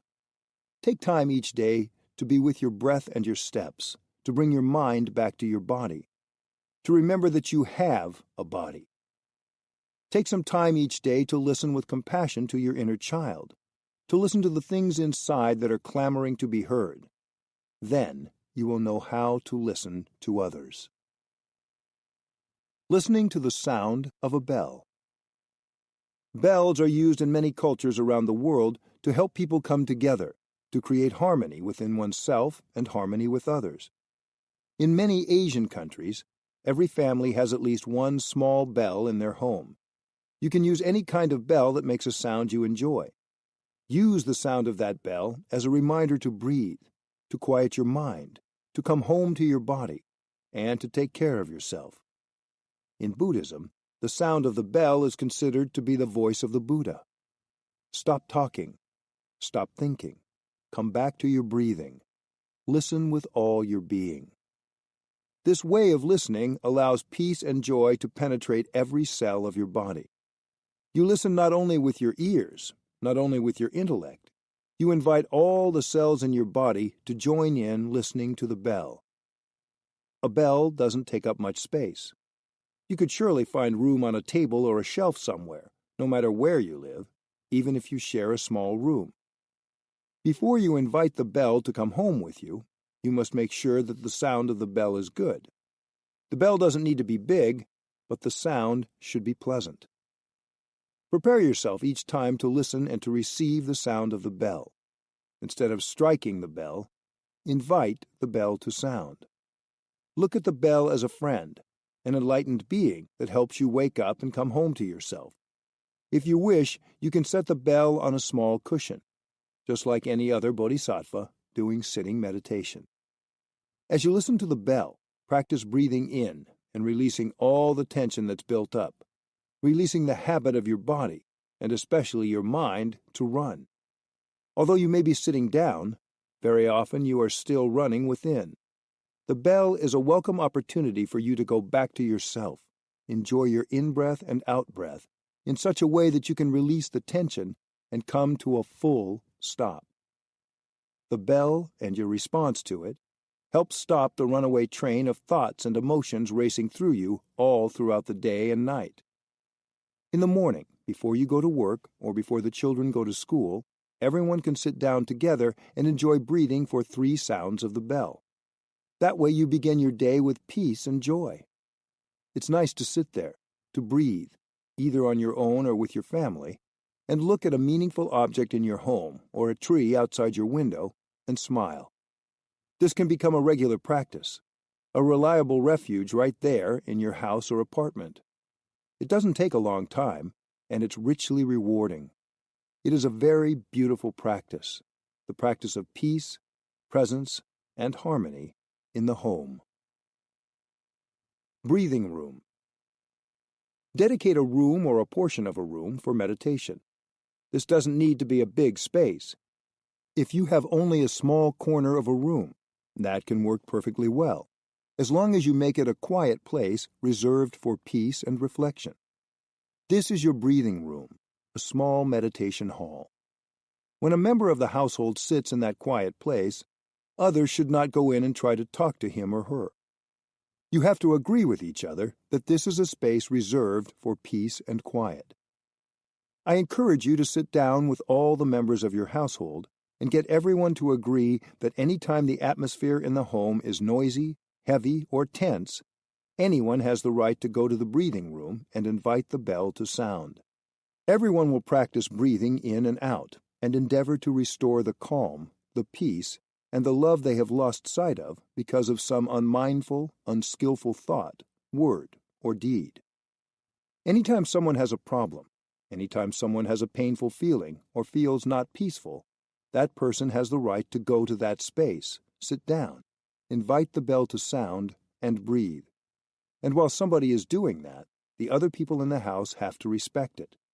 If they are good practitioners, they will stop whatever they are doing, listen to the sound of the bell, and join the peaceful, mindful breathing. If they like, they can join that person in the breathing room.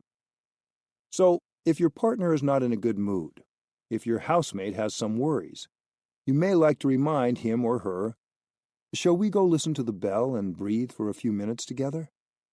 That's something easy you can do. Or suppose your child gets angry about something. Then you hear the sound of the bell, and you know that your child is breathing.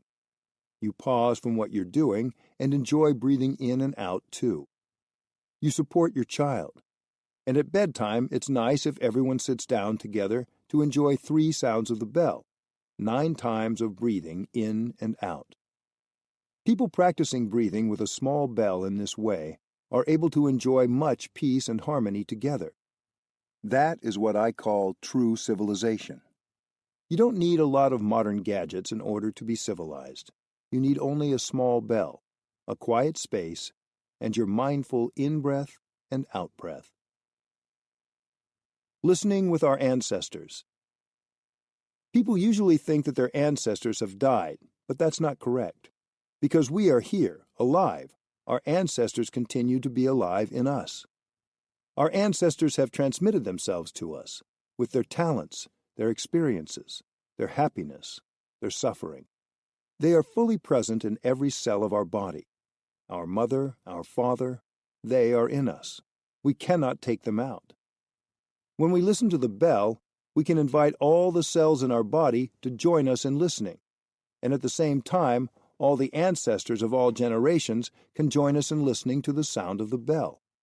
If we know how to listen, peace can penetrate every cell of our body, and not only do we enjoy the peace, the relaxation, but all our ancestors in us get to enjoy the wonderful present moment. Perhaps, in their lives, they had a lot of suffering and didn't have many opportunities for joy. In you, they have this opportunity.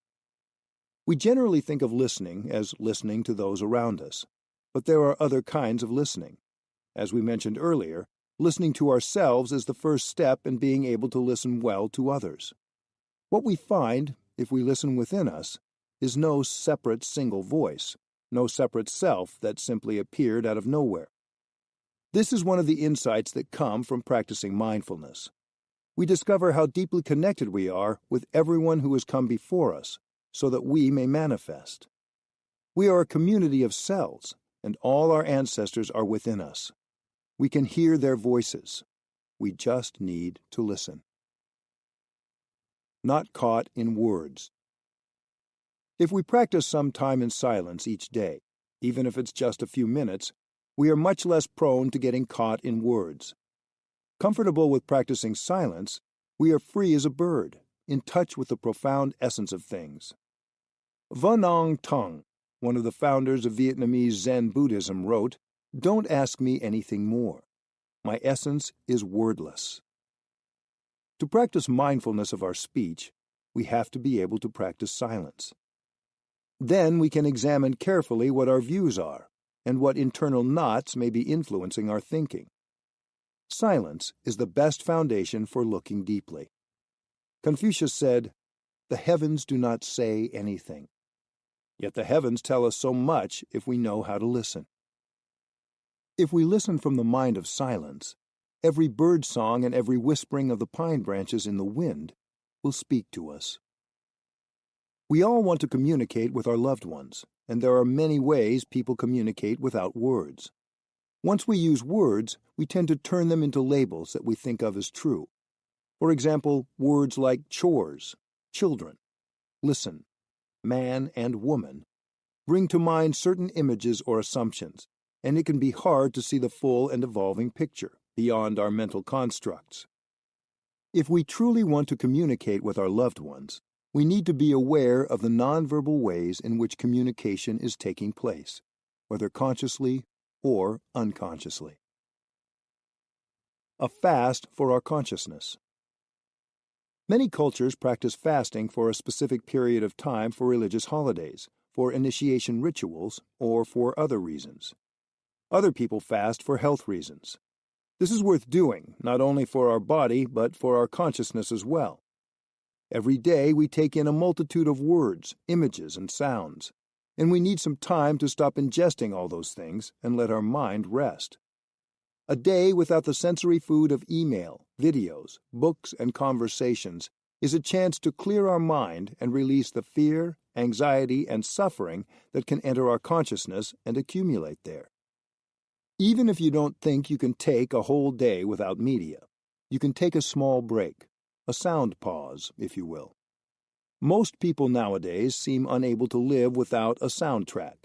As soon as they're alone, walking down the street, driving, sitting in a bus or train, or stepping out of the door, or even with their coworkers or their loved ones right in front of them, they try to fill up the tiniest bit of open mind space right away. If you decide to do just one solitary activity in true silence, whether it's being in the car, making breakfast, or walking around the block, you will be giving yourself a break from the constant stream of stimuli. I know a person who found that the type of music played in her supermarket made her very sad. The songs reminded her of a difficult time in her life, and she saw herself focusing on the memories and not on her shopping. When she realized this, she made a conscious and intelligent choice to take good care of her consciousness. Now she puts in earplugs every time she goes to the supermarket, in order not to be distracted and depressed by the music. You don't necessarily need to wear earplugs to have a sound fast. You can just take a few minutes each day that are deliberately quiet. Without words coming from outside or words swirling inside your mind, you have the chance to truly listen to yourself for a few minutes each day. This is a profound gift you can give to yourself that is also a gift to others, as it will help you listen more fully to them as well.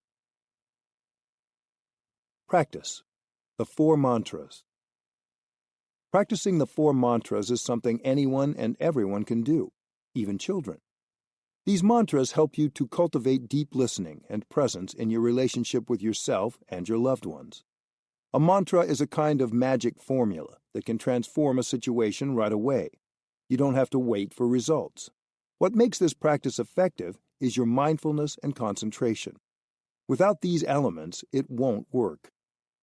To practice the mantras, it's crucial to quiet your thinking and to feel calm and spacious inside. Otherwise, you can't truly be there for the other person.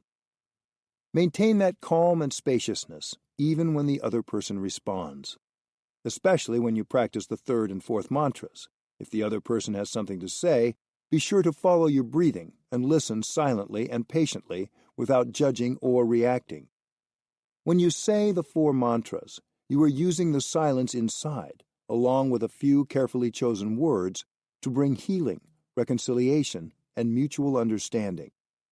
You are making space inside yourself and offering your spaciousness to the other person. The first mantra is, "Darling, I am here for you." When you love someone, you want to offer him or her the best you have, and that is your true presence. You can love only when you are here, when you are truly present. Simply saying the mantra doesn't make it so. You have to practice being here by mindful breathing or mindful walking or any other practice that helps you be present as a free person for yourself and for the person you love. Use this mantra with yourself first, to come back to yourself and create the silence and space inside that allow you to truly be present for the other person and to authentically say the mantra. The second mantra is, "Darling, I know you are there, and I am very happy." To love means to acknowledge the presence of the person you love. This can be done only after you have prepared yourself to say the previous mantra. Unless you are 100% here, you can't fully recognize another's presence, and that person may not feel truly loved by you. When you are present and mindful, you are able to notice when the person you love suffers. In that moment, practice deeply to be fully present. Then go to him or her and pronounce the 3rd mantra. "Darling, I know you suffer. That's why I am here for you." When people suffer, they want the person they love to be aware of their suffering. That's very human and natural. If the person they love isn't aware of or ignores their suffering, they suffer much more. So use this mantra to communicate your awareness. It will be a great relief to the other person to know that you recognize his or her suffering. Even before you do anything to help, that person will suffer less already. The 4th mantra, which you won't need often, but is powerful when you do need it, is, "Darling, I suffer. Please help."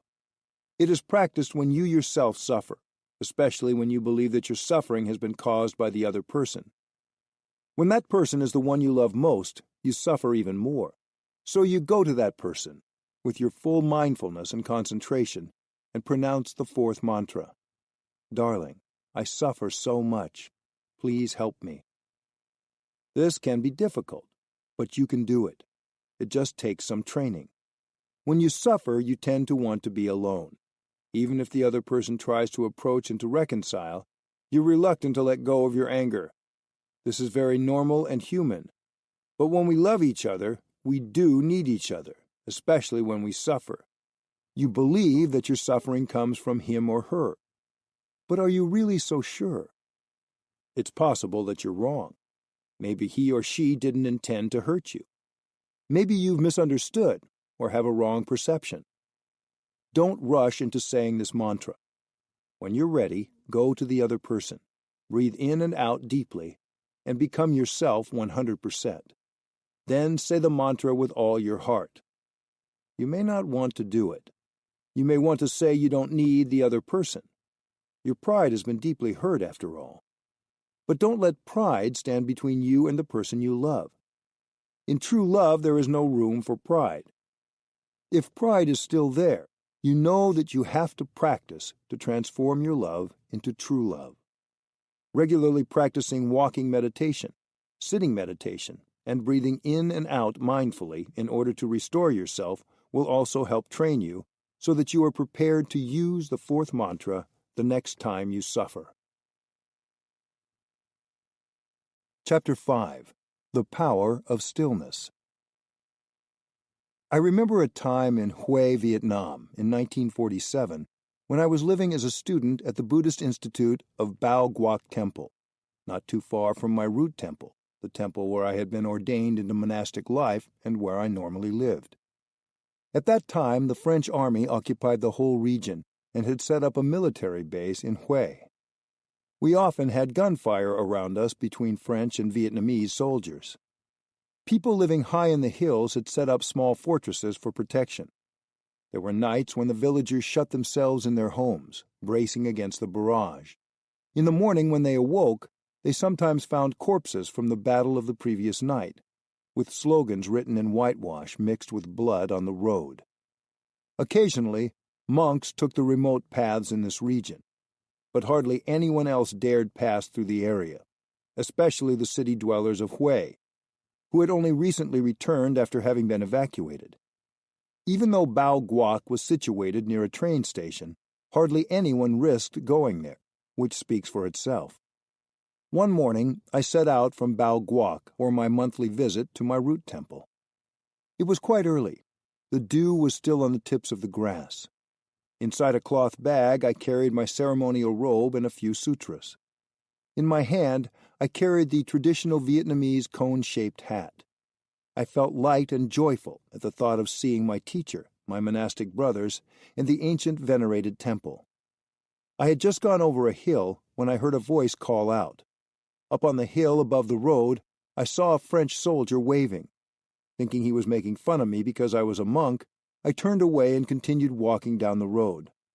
But suddenly I had the feeling that this was no laughing matter. Behind me I heard the clomping of a soldier's boots running up behind me. Perhaps he wanted to search me. The cloth bag I was carrying could have looked suspicious to him. I stopped walking and waited. A young soldier with a thin, handsome face approached. "Where are you going?" he asked in Vietnamese. From his pronunciation, I could tell that he was French and that his knowledge of Vietnamese was very limited. I smiled and asked him in French, "If I were to reply in Vietnamese, would you understand?" When he heard that I could speak French, his face lit up. He said he had no intention of searching me, and that he only wanted to ask me something. "I want to know which temple you're from," he said. When I told him I was living at Bao Guoc Temple, he seemed interested. "Bao Guoc Temple," he repeated. "Is that the big temple on the hill near the train station?" When I nodded, he pointed up to a pump house on the side of the hill, his guard post apparently, and said, "If you're not too busy, please come up there with me so we can talk for a little while." We sat down near the pump house, and he told me about the visit he and 5 other soldiers had made 10 days earlier to Bao Guoc Temple. They had gone to the temple at 10 that night in search of Vietnamese resistors, Viet Minh, who were reportedly gathering there. We were determined to find them. We carried guns. The orders were to arrest and even kill if necessary. But when we entered the temple, we were stunned. Because there were so many Viet Minh? "No, no," he exclaimed. "We wouldn't have been stunned if we had seen Viet Minh. We would have attacked no matter how many there were." I was confused. "What surprised you?" "What happened was so unexpected. Whenever we did searches in the past, people would run away or be thrown into a state of panic. People have been terrorized so many times that they run away in fear," I explained. "I myself don't make a habit of terrorizing or threatening people," he replied. "Perhaps it's because they have been harmed by those who came before us that they are so frightened." But when we entered the Bao Guoc Temple grounds, it was like entering a completely deserted place. The oil lamps were turned very low. We deliberately stomped our feet loudly on the gravel, and I had the feeling that there were many people in the temple, but we couldn't hear anyone. It was incredibly quiet. The shouting of a comrade made me uneasy. No one replied. I turned on my flashlight and aimed it into the room we thought was empty, and I saw 50 or 60 monks sitting still and silent in meditation. "That's because you came during our evening sitting period," I said, nodding my head. "Yes. and it was as if we'd run into a strange and invisible force, he said. We were so taken aback that we turned and went back out to the courtyard. The monks just ignored us. They didn't raise a voice in reply, and they didn't show any sign of panic or fear. They weren't ignoring you. They were practicing concentrating on their breath. That was all. I felt drawn to their calmness, he admitted. It really commanded my respect. We stood quietly in the courtyard at the foot of a large tree and waited for perhaps half an hour. Then a series of bells sounded, and the temple returned to normal activity. A monk lit a torch and came to invite us inside, but we simply told him why we were there and then took our leave. That day, I began to change my ideas about the Vietnamese people. There are many young men among us, he continued. We are homesick. We miss our families and our country a lot.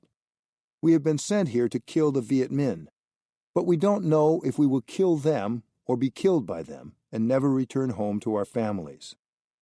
Seeing the people here work so hard to rebuild their shattered lives reminds me of the shattered lives of my relatives in France. The peaceful and serene life of those monks makes me think about the lives of all human beings on this earth, and I wonder why we've come to this place. What is this hatred between the Viet Minh and us that we have traveled all the way over here to fight them? Deeply moved, I took his hand. I told him the story of an old friend of mine who had enlisted to fight the French, and who had been successful in winning many battles. One day my friend came to the temple where I was, and burst into tears as he embraced me. He told me that during an attack on a fortress, while he was concealed behind some rocks, he saw two young French soldiers sitting and talking. When I saw the bright, handsome, innocent faces of those boys, he said, I couldn't bear to open fire, dear brother. People can label me weak and soft. They can say that if all the Vietnamese fighters were like me, it wouldn't be long before our whole country was overtaken. But for a moment, I loved the enemy like my own mother loves me.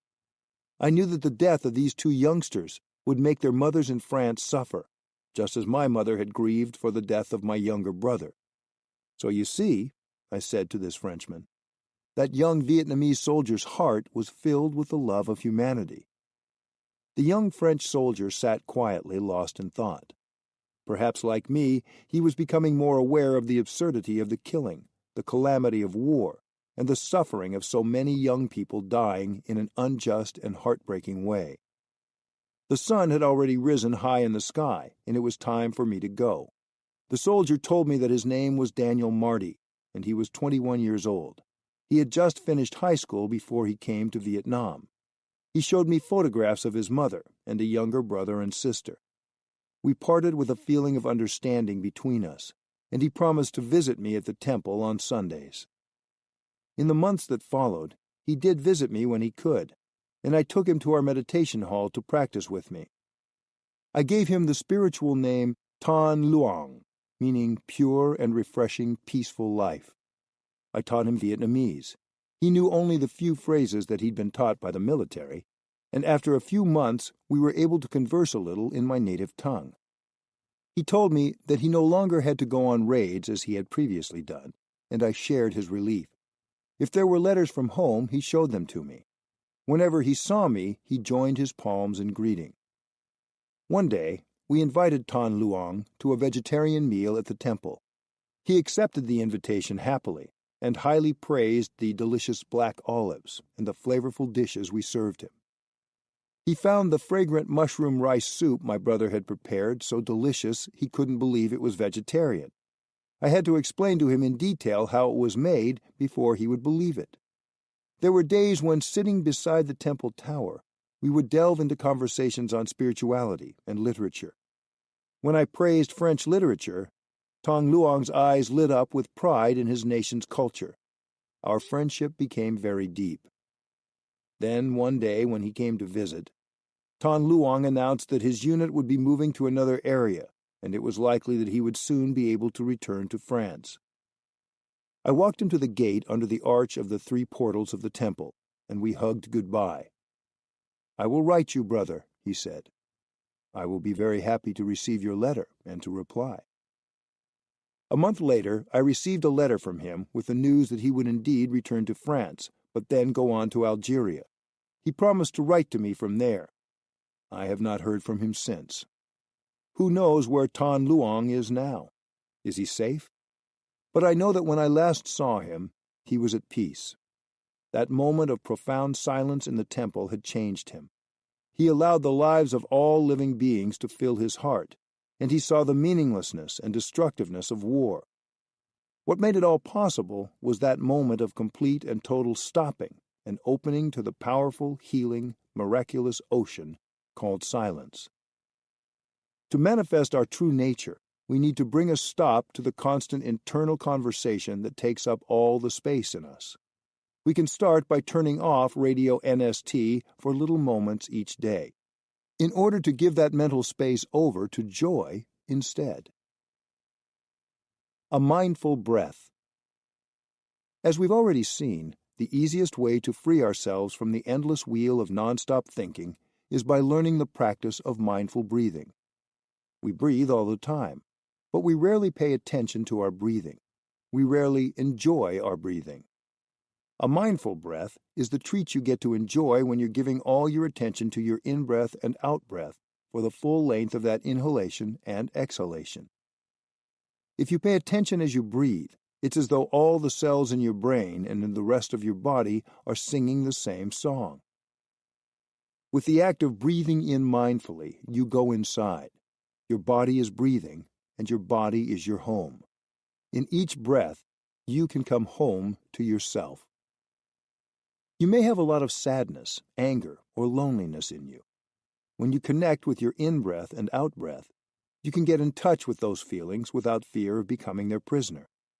Your mindful breathing is a way of saying, "Don't worry, I am right here at home. I will take care of this feeling." Your mindful breath is your home base. If you want to realize your aspirations, if you want to build connection with your family and friends, if you want to help your community, you need to begin with your breath. Every breath, every step, every action done in mindfulness will give you sustenance. Making space for mindfulness is easier than you think.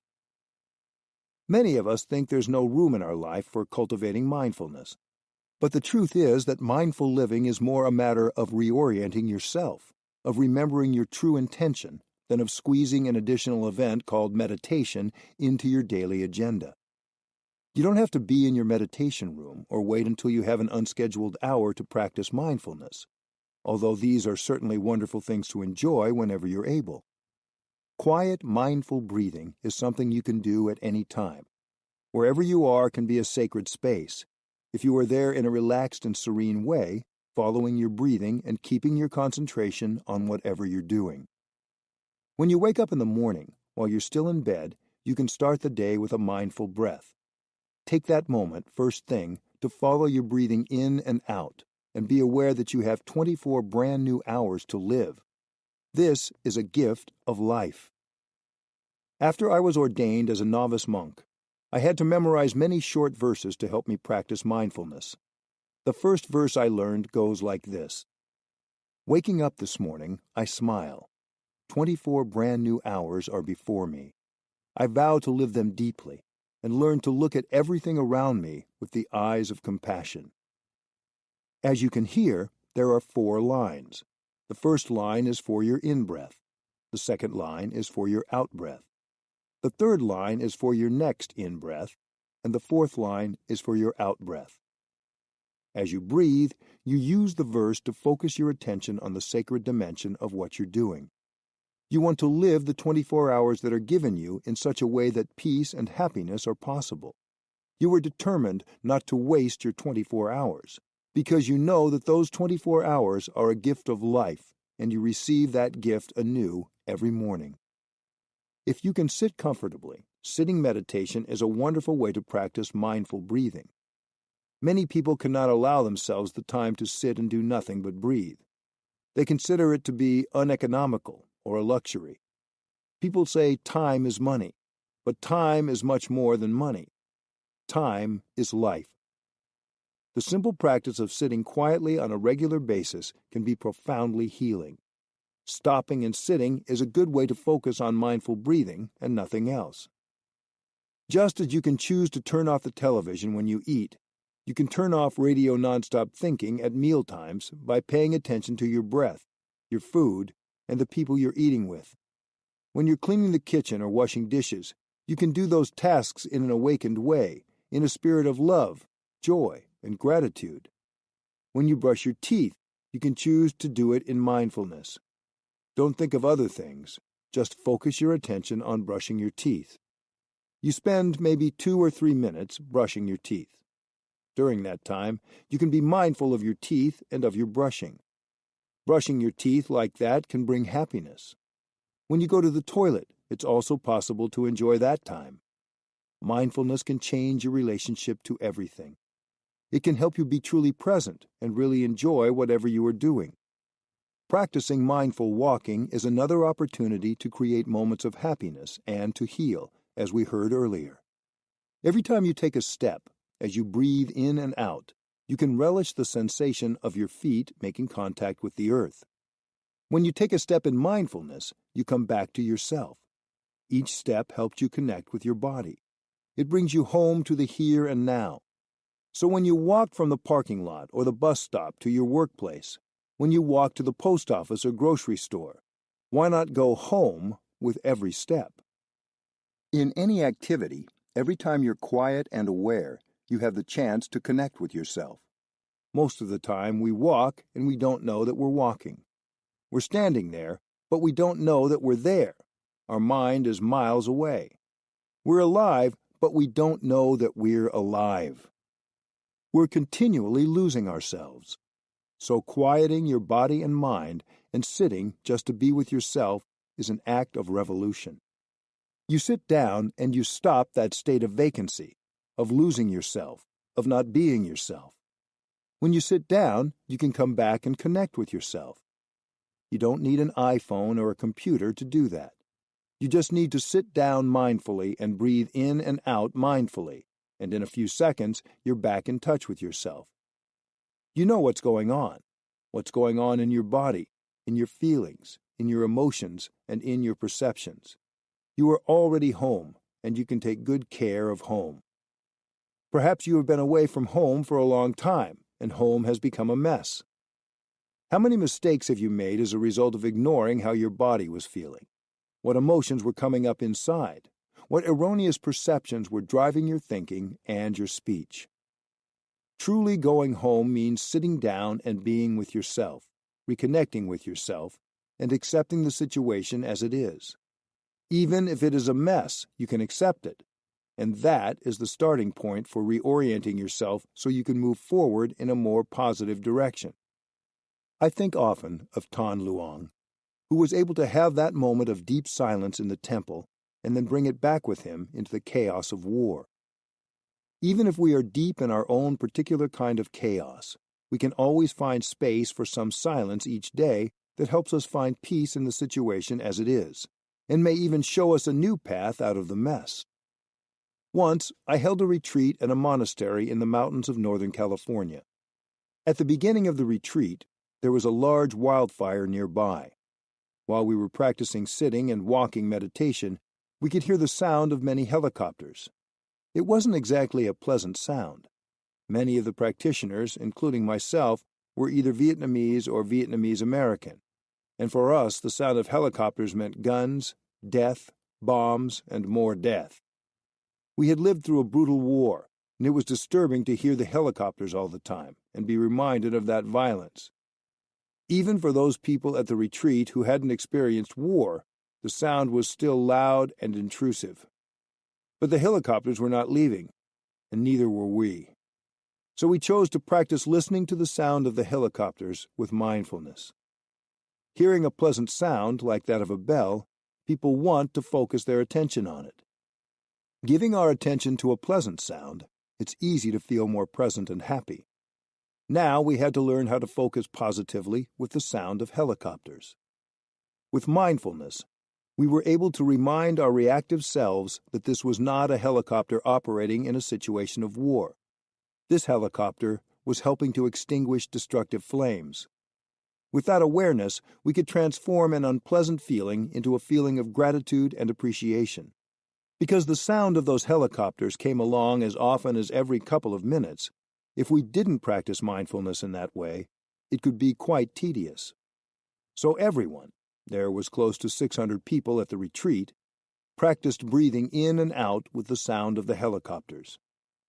We said to ourselves the verse for listening to the bell, which we modified to fit the situation. I listen. I listen. This helicopter sound brings me back to the present moment. And we survived very well. We made the helicopter sound into something helpful. 5 minutes for life.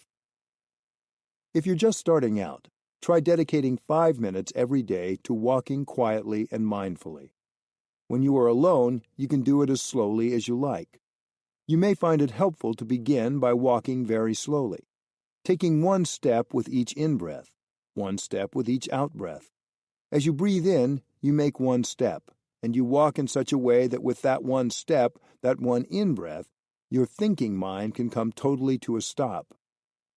If it hasn't fully stopped, then just pause and stay there mindfully, breathing in and out until you have completely stopped your thinking.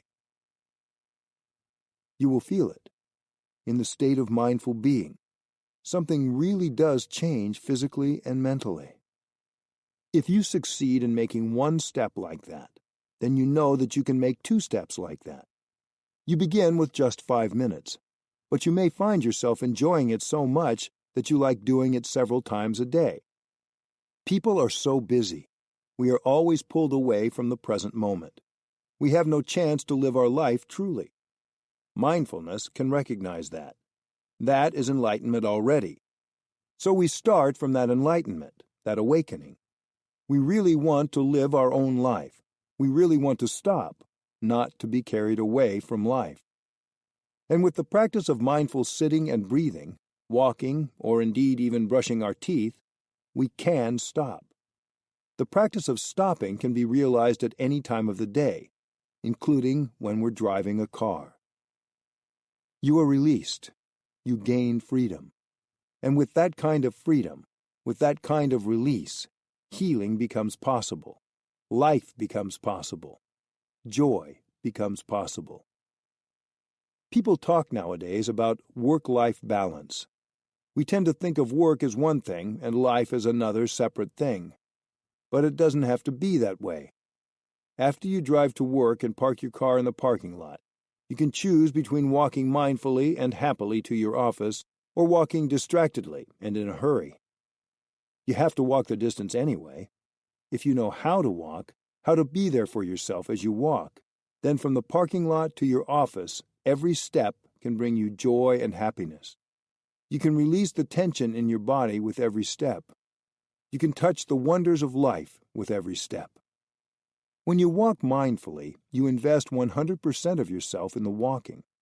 You become aware of every step. It's you who are consciously walking. It's not the habit energy pulling you. You retain your sovereignty. You are the king or queen who decides. You walk because it is your intention to walk, and in every step you have freedom.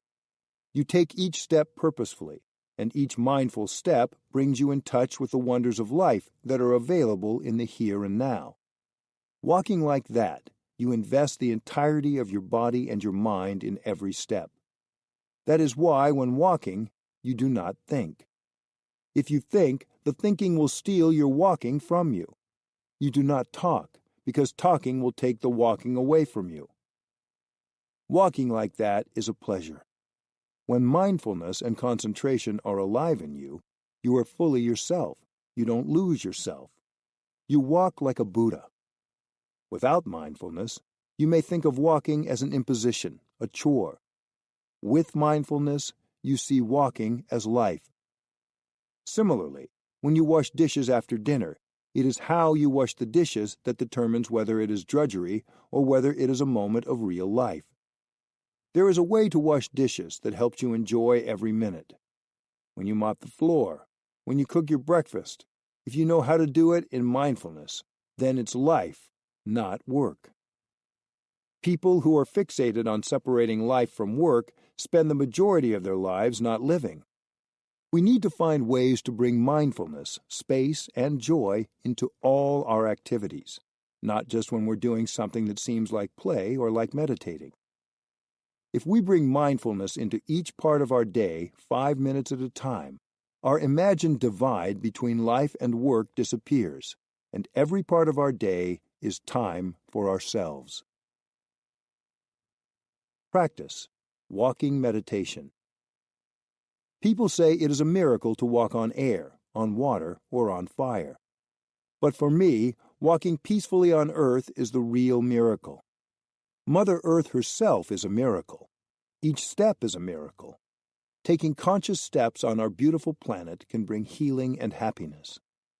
Walking meditation is a wonderful way to come back to the present moment and come back to life.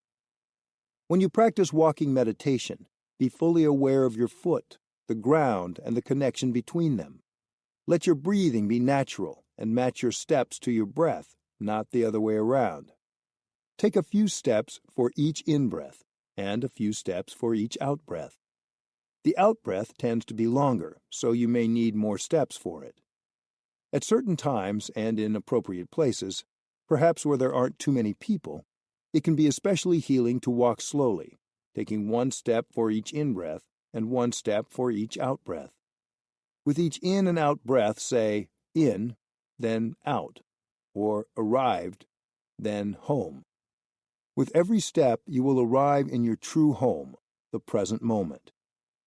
If you feel lost, if you're in the midst of a chaotic situation, or even if you're just feeling a little bit lazy, don't worry. You don't need to make any effort to practice mindful breathing, sitting, or walking. The breathing itself is enough. The sitting is enough. The walking is enough. Let yourself become one with the action. Just be the walking. One day in 2003, I was in Korea, about to lead a walking meditation through the streets of Seoul. Many people had come to join the walk, but because there were so many photographers and reporters jammed together shoulder to shoulder directly in front of us, I found it impossible to begin. I said, "Dear Buddha, I give up. Please, you walk for me." I took one step. Right away, a path opened up, and I was able to continue. After this experience, I wrote the following verses. I still use them in my practice of walking meditation. Perhaps they will help you too. Let the Buddha breathe. Let the Buddha walk. I don't have to breathe. I don't have to walk. The Buddha is breathing. The Buddha is walking. I enjoy the breathing. I enjoy the walking. There is only the breathing. There is only the walking. There is no breather. There is no walker. Chapter 6. Paying Attention. The more often we're able to practice coming home to ourselves, and the more time we spend in mindfulness, the more we are going to become aware of our own suffering. Even though mindful breathing and quiet do put us in touch with joy, they are also likely to bring us in contact with pain, especially at first, as we become more conscious of the suffering we have been hiding from. We have a natural tendency to want to run away from suffering, but without any suffering, we can't fully develop as human beings. When we approach suffering in that way, we actually end up suffering much less, and the suffering can transform itself more easily. If instead we continue to try to run away from suffering, to push it into the furthermost corners of our mind, we only perpetuate it. If we never suffer, there is no basis or impetus for developing understanding and compassion. Suffering is very important. We have to learn to recognize and even embrace suffering, as our awareness of it helps us grow. Quite often we avoid silence, thinking that we will thereby avoid suffering. But in truth, taking quiet time to come home to ourselves with awareness is the only thing that will help heal our suffering. Recognizing suffering. Much of my teaching is aimed at helping people learn how to recognize suffering, embrace it, and transform it. That is an art. We have to be able to smile to our suffering with peace, just as we smile to the mud because we know that it's only when we have mud and know how to make good use of the mud that we can grow lotus flowers. There can be big sources of suffering, major emotional hurts that stay with us long past the original wound. But there are also what in French we call les petites misères, the little sufferings that can wear us down day after day. If we know how to handle these little miseries, we don't have to become a victim of the so-called daily grind. When suffering has become a block, whether from major hurts or les petites misères, we should know how to recognize it and embrace it. The suffering we feel may have been transmitted to us by our father, our mother, our ancestors. When we are able to recognize, embrace, and transform it, we do that not only for ourselves, but also for our father, our mother, and our ancestors. Pain is inescapable. It is everywhere. Besides our individual and collective suffering as human beings, there is suffering in nature as well. Natural and unnatural disasters happen daily around the globe. Tsunamis, wildfires, famines, wars. Innocent children die every day due to the lack of clean water or food or medicine. We are connected to these sufferings, even if we don't experience them directly. That little baby, that old woman, that young man or young woman, when they die, in some way it's also we who are dying. And yet at the same time, we are of course still living. So that means that they are somehow still living as well. This is a meditation. Understanding this deep truth can help us develop our volition, our desire to live in a way that can help others stay alive as well. Island of Self. When we walk into our own home, we can relax, let our hair down, and just be ourselves.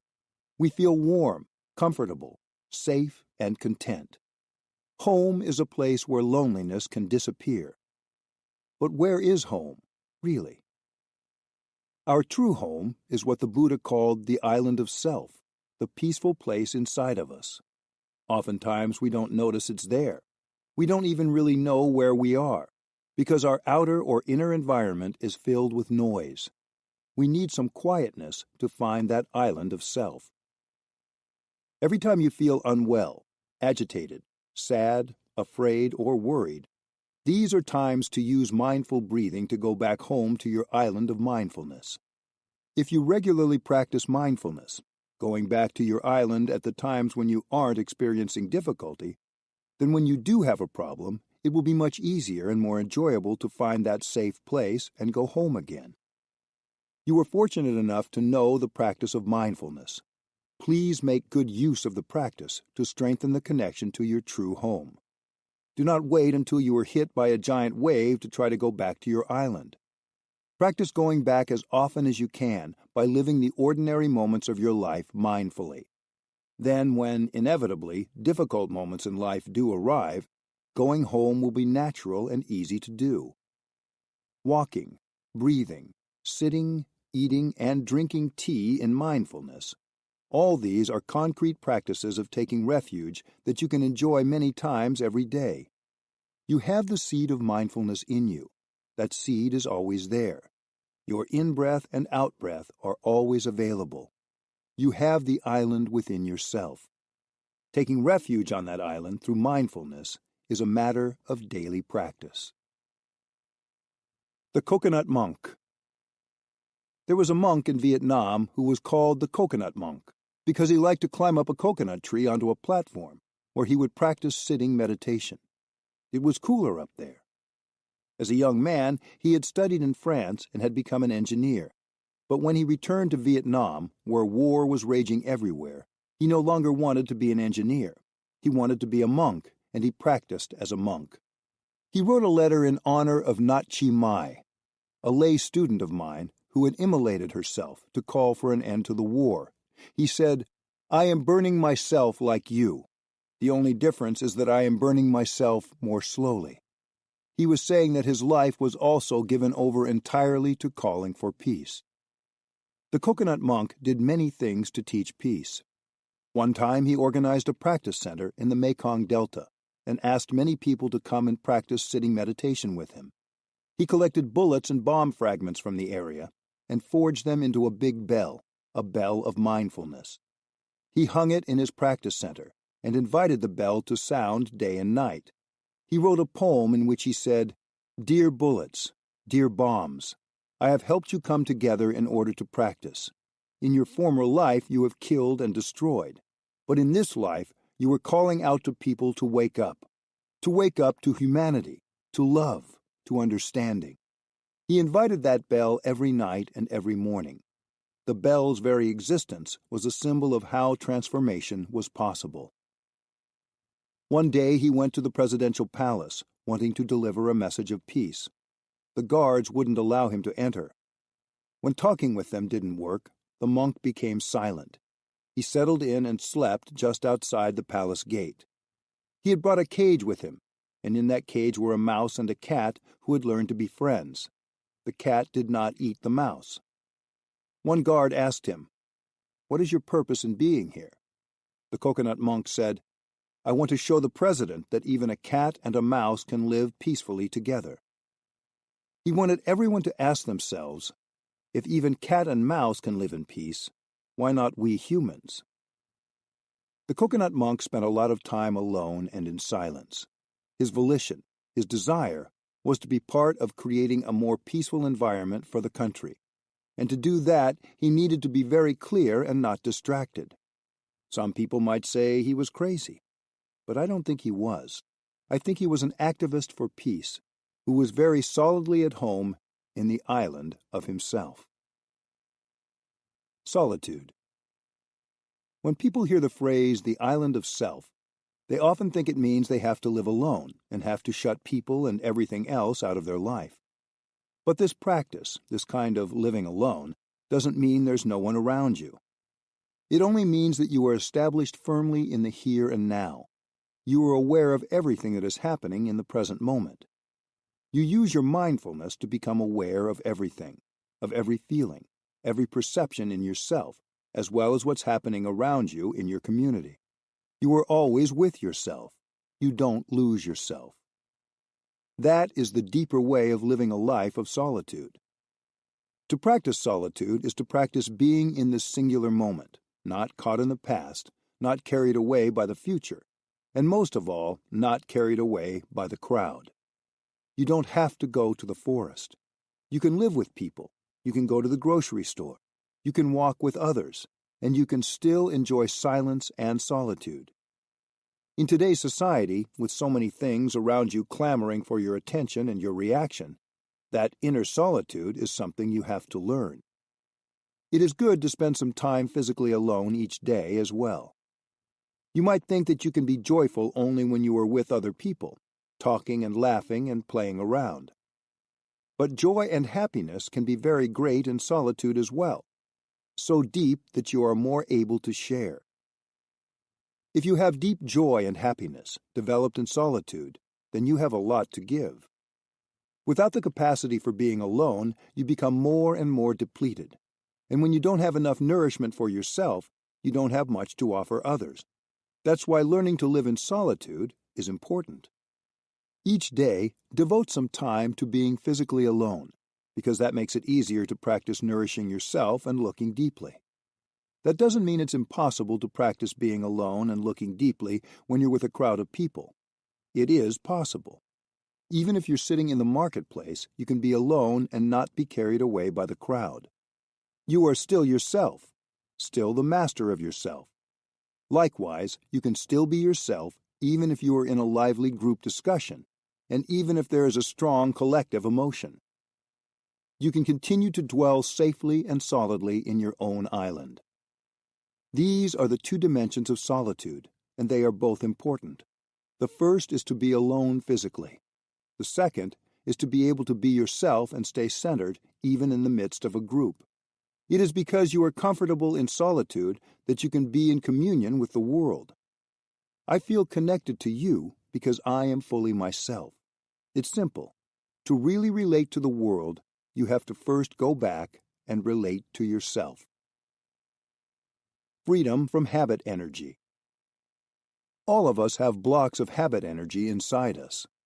Habit energy is the unconscious energy that causes us to repeat the same behavior thousands of times. Habit energy pushes us to run, to always be doing something, to be lost in thoughts of the past or the future, and to blame others for our suffering. It interferes with our ability to be peaceful and happy in the present moment. Habit energy has been transmitted to us by many generations of ancestors, and we continue to reinforce it. It is very powerful. We are intelligent enough to know that if we do this particular thing, if we make that accusatory remark, we will cause damage in our relationship. We don't want to make that remark or do that thing, yet when we find ourselves in a tense situation, we say or do the very thing we know will be destructive. Why? Because it's stronger than we are. Habit energy pushes us all the time. That is why mindfulness practice aims at liberating ourselves from habit energy. I remember sitting on the bus one day in India with a friend. We were visiting Dalit communities. Together, we traveled to many Indian states to offer days of mindfulness practice and public lectures and retreats. The landscape outside the window of the bus was beautiful, with palm trees, temples, buffalo, and rice fields. I was enjoying looking at everything, but my friend seemed very tense. Clearly, he was not enjoying it as I was. He was struggling. I said, "My dear friend, there is nothing for you to worry about now. I know that your concern is to make my trip pleasant and to make me happy, but I am happy right now, so enjoy yourself, sit back, smile. The landscape is very beautiful." He said, "Okay," and he sat more comfortably in his seat. But when I looked over at him again just a few minutes later, he was as tense as before. He was still worrying, fretting, and fidgeting. He couldn't let go of the struggle, that struggle that had been going on for many thousands of years. He was not capable of dwelling in the present moment and touching life deeply in that moment, which was my practice and still is my practice. You see, he had been an untouchable himself. Now he had a family, a beautiful apartment to live in, and a good job, but he still carried all the habit energy, the suffering of all his ancestors in the past many thousands of years. He struggled during the day, and he struggled during the night, even in his dreams. He was not capable of letting go and relaxing. Our ancestors may have been luckier than his were, but many of us are haunted and restless just the same. We do not allow ourselves to relax, to be in the here and now. Why must we run and run, even when we're preparing our breakfast, even while eating our lunch, while walking, while sitting? There is something pushing us, pulling us all the time. What are we running toward? The Buddha addressed this issue very clearly. He said, "Don't agonize over the past, because the past is gone. Don't worry about the future, because the future is not yet here. There is only one moment for you to be alive, and that is the present moment. Come back to the present moment and live this moment deeply, and you will be free." Untying the two knots. There are two kinds of knots. The first consists of our notions and ideas, our concepts and knowledge. Everyone has notions and ideas, but when we get stuck in them, we're not free, and we have no chance to touch the truth in life. The second kind of knot is our afflictions and habits of suffering, such as fear, anger, discrimination, despair, arrogance. They must be removed in order for us to be free. These two knots, which are etched deeply into our brain and consciousness, bind us and push us to do things we don't want to do. They make us say things we don't want to say. So we're not free.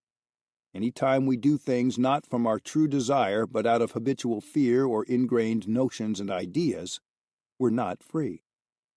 When you listen to this book, when you meditate, it's not for the purpose of getting notions and ideas. In fact, it is for releasing notions and ideas. Don't just replace your old notions and ideas with a newer set. Stop chasing one notion of happiness after another, exchanging one idea for another.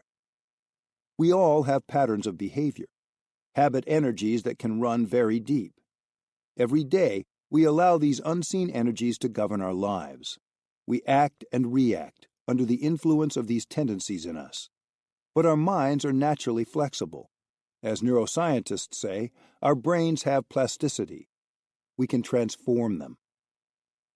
Being able to stop and be aware of the present moment is part of the definition of happiness. It is not possible to be happy in the future. This is not a matter of belief. This is a matter of experience. When we stop the body, the mental chatter seems louder.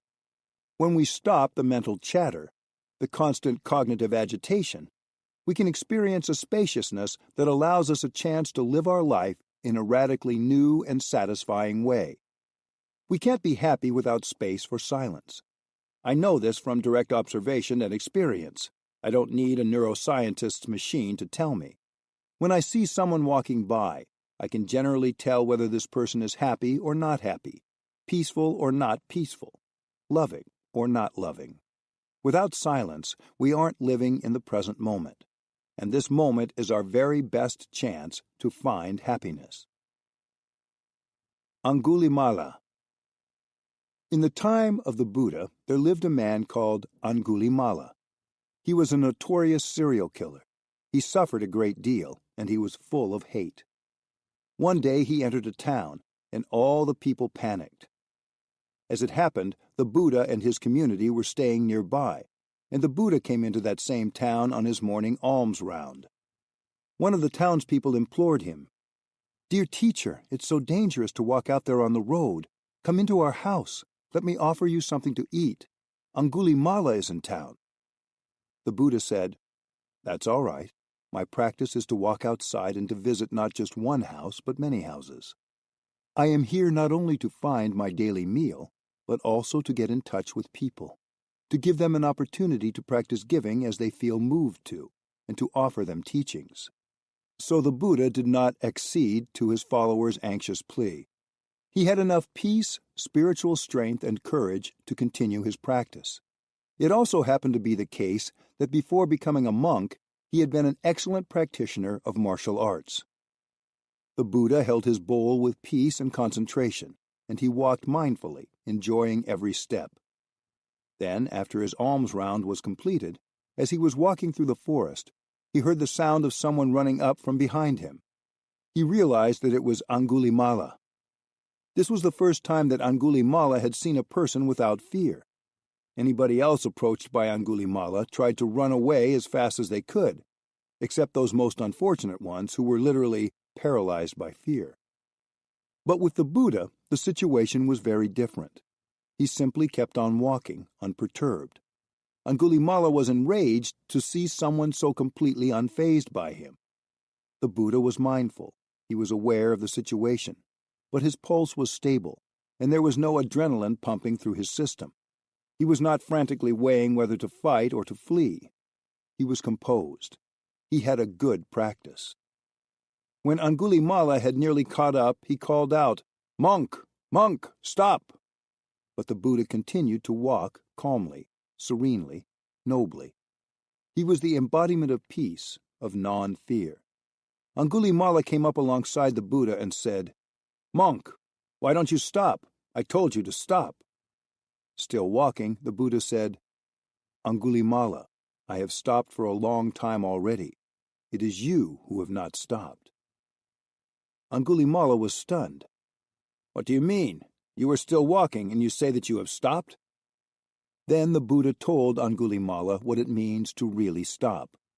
The Buddha said, "Angulimala, it's not good to go on as you are doing. You know that you are causing a lot of suffering to yourself as well as to many other people. You have to learn how to love." "Love? You're talking to me about love? Human beings are very cruel. I hate them all. I want to kill them all. Love does not exist."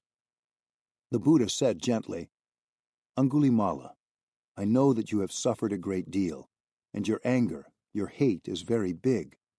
But if you look around, you can see kind, loving people. Have you met any of the monks and nuns in my community? Have you met any of my lay students? They are very compassionate, very peaceful. No one can deny it.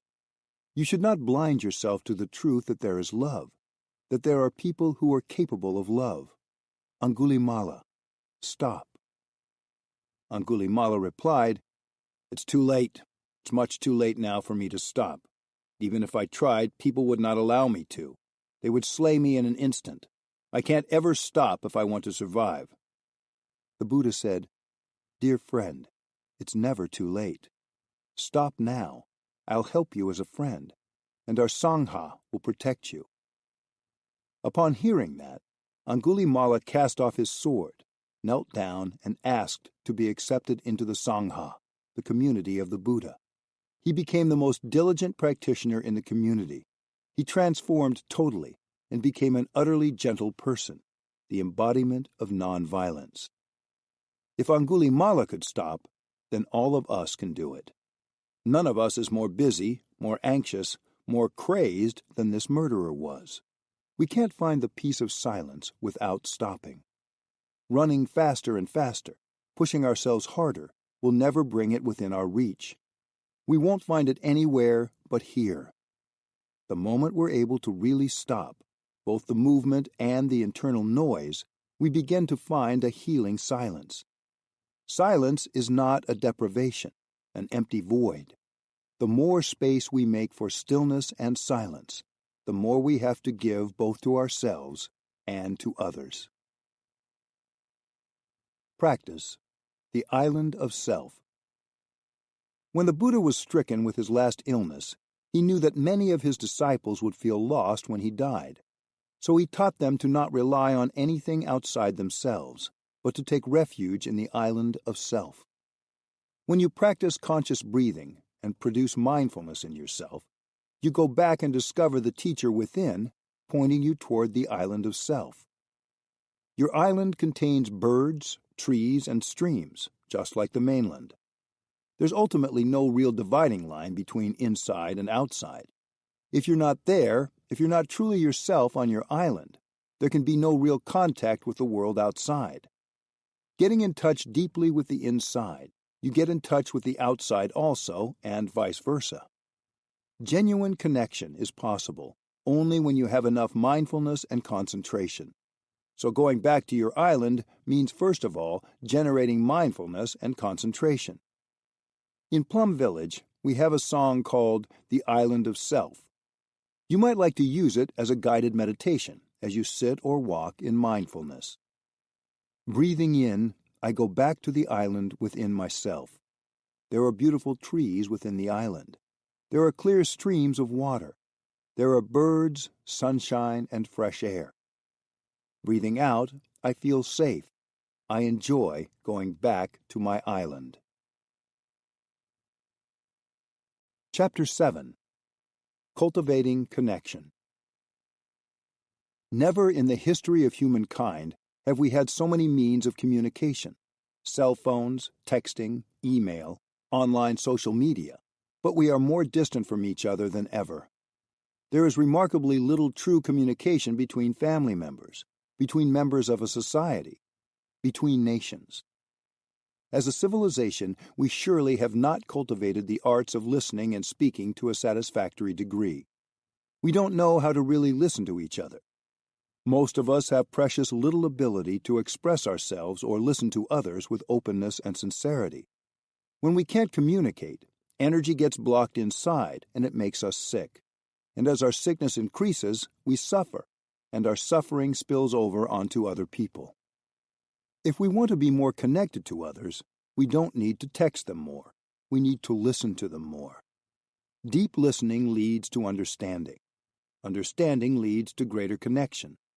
The way to listen more deeply is not simply to try harder. Rather, it is to take time in practice that starts with silence. That is, with quieting our internal radio non-stop thinking.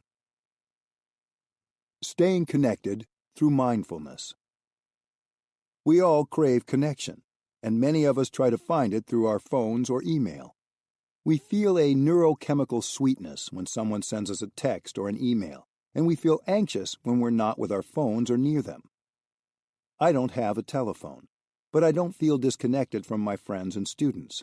I think about them frequently. I write them letters on real paper with a real pen. It takes a while, sometimes a few days or a week, for me to write a one-page letter to a friend. But during that time, I have a lot of time to think about that friend. I have friends who come visit, too. We don't talk as often as if they were calling me on the phone, but when we are together, we really value that shared time. I watch them and listen to them carefully. Their words are precious, because I will not hear them again for a while. Have you ever been with the kind of good friend with whom you don't even need to speak? To me, that is the deepest kind of friendship, a spiritual friendship. It is something very rare. A good spiritual friend is in a certain sense your teacher. A real teacher is someone who has freedom and no fear of silence. That person need not be called a teacher, and he or she may be younger than you. If in your life you have even one good spiritual friend, you are very fortunate. It's said that to meet a good spiritual friend is something as rare as the opening of the Udambara flower, an event that happens only every 3,000 years. The Udambara flower's botanical name is Ficus glomerata.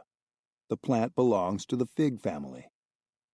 When we meet a good spiritual friend, we have to know how to benefit from that friend. That person has awakened understanding, happiness, and freedom, and we can take refuge in him or her while we water our own seeds of awakened understanding and freedom. We will find in the end that we don't need emotional or material comforts much. We don't need our spiritual friend to compliment us or to phone us every day. We don't need store-bought presents or any special treatment from that friend. We have to use our time well. If we waste our time with trivial expectations, we won't be able to profit from the true gifts of spiritual friends. We can gain valuable wisdom by observing how they behave in different circumstances. We can experience for ourselves the awakened understanding that they enjoy. We don't have to sit next to them all day long, or press them to acknowledge us and give us attention. We can simply savor their presence without needing them to do or give us anything. A good spiritual friend could be anyone. It might not be the person you'd expect, but when you find a friend like this, it's a great happiness. Nurturing a loving silence. If you live with someone, you may know the kind of comfortable silence that comes from being used to one another. But if you don't take care, this comfort can cause you to take the other person for granted. Antoine de Saint-Exupéry, the author of The Little Prince, wrote, "Love does not consist in gazing at each other, but in looking outward in the same direction." I don't think sitting in a room together staring at the TV is what he had in mind. Maybe the reason we're both staring at the TV is because looking at each other doesn't bring as much happiness as it once did. When we first met, we thought our beloved was delightful. He or she was the angel of our life, and we said, "I can't live without you." Hearing each other's voices was like hearing sweet bird song. Seeing each other was like the sun coming out. Now, looking at each other and hearing each other no longer brings us joy. Maybe we've had too many arguments and not known how to reconcile and find our happiness again. If we keep watching the TV instead of finding a way to reconnect, things will only get worse with each passing year. One time, a woman came to interview the sisters of New Hamlet in Plum Village for the French edition of Elle magazine. One day, as the journalist was talking with them, I came by to visit, so she took that opportunity to interview me. She wanted me to talk about meditation and mindfulness, but I felt inspired to offer a different sort of practical exercise. This is what I proposed to the readers of Elle as a practice. This evening, after your meal, when your husband turns on the television, practice breathing in deeply, calming your body and your mind, and then say to him with a smile, "Darling, would you mind turning off the TV? I have something I'd like to talk with you about." With loving speech, you address him like that. He may be a little annoyed. He's waiting for you to start a quarrel or something like that. After he turns off the TV, you continue smiling and say, "Darling, why aren't we happy as a couple? It seems like we have everything. We both have good salaries, we have a beautiful house, and enough money in the bank. So why aren't we happy?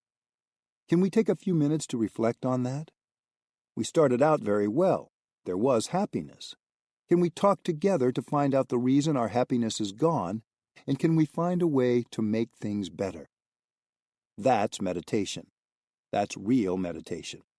Normally, we just blame the other person, but in any relationship, both people are co-responsible for the course it takes. Neither partner knows how to nourish love and happiness. Most of us don't know how to handle suffering, or help another person handle suffering.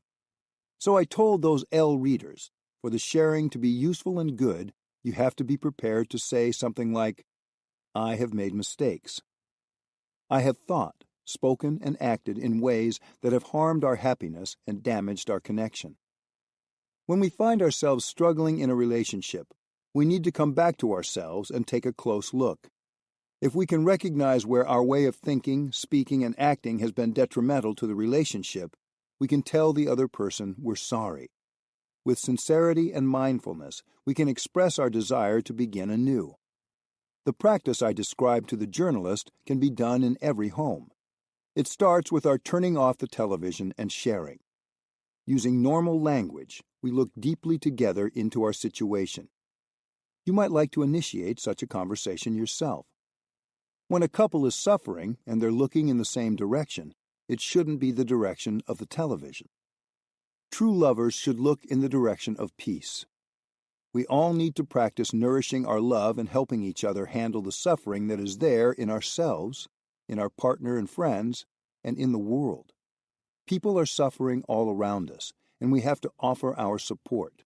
This is possible to do. And whenever we help people suffer less, our happiness grows. In Plum Village retreats, there are always couples in attendance who are at the point of breaking up. Signing up for the retreat is their last resort, and every time after a retreat of 5, 6, or 7 days, there are always partners who are able to reconcile. That nourishes everyone's happiness. You and your partner are lovers. You can dream, think, and act in ways that help others suffer much less. Once you know how to nourish happiness and handle suffering in yourself and in your partner, the two of you can go on to help others. That is looking in the same direction. That consolidates and increases your happiness. The music of silence. In music, there are moments of rest, of no sound. If those spaces weren't there, it would be a mess. Music without moments of silence would be chaotic and oppressive.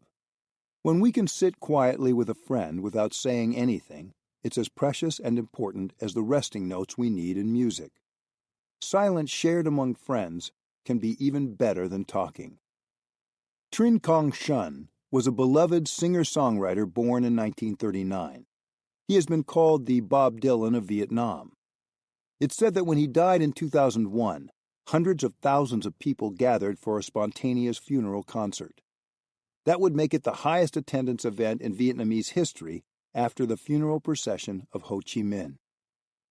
Trinh Quang Xuân was fatigued by noisiness, even when it was shouts of praise and applause. He cherished the silent moments. He wrote, "There are some friends whose presence is like the resting notes in music. It gives a sense of ease, freedom, bliss. You don't have to make meaningless small talk.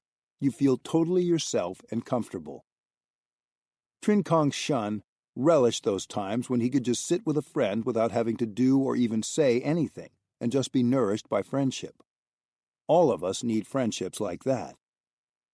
In Plum Village, we love to do sitting meditation, especially as a community, as a spiritual family. During sitting meditation, we don't talk, yet many of us feel that sitting with 3 or 4 people or more is more joyful than doing sitting meditation alone. Sitting in stillness together like that, everyone is nourished by each other's presence.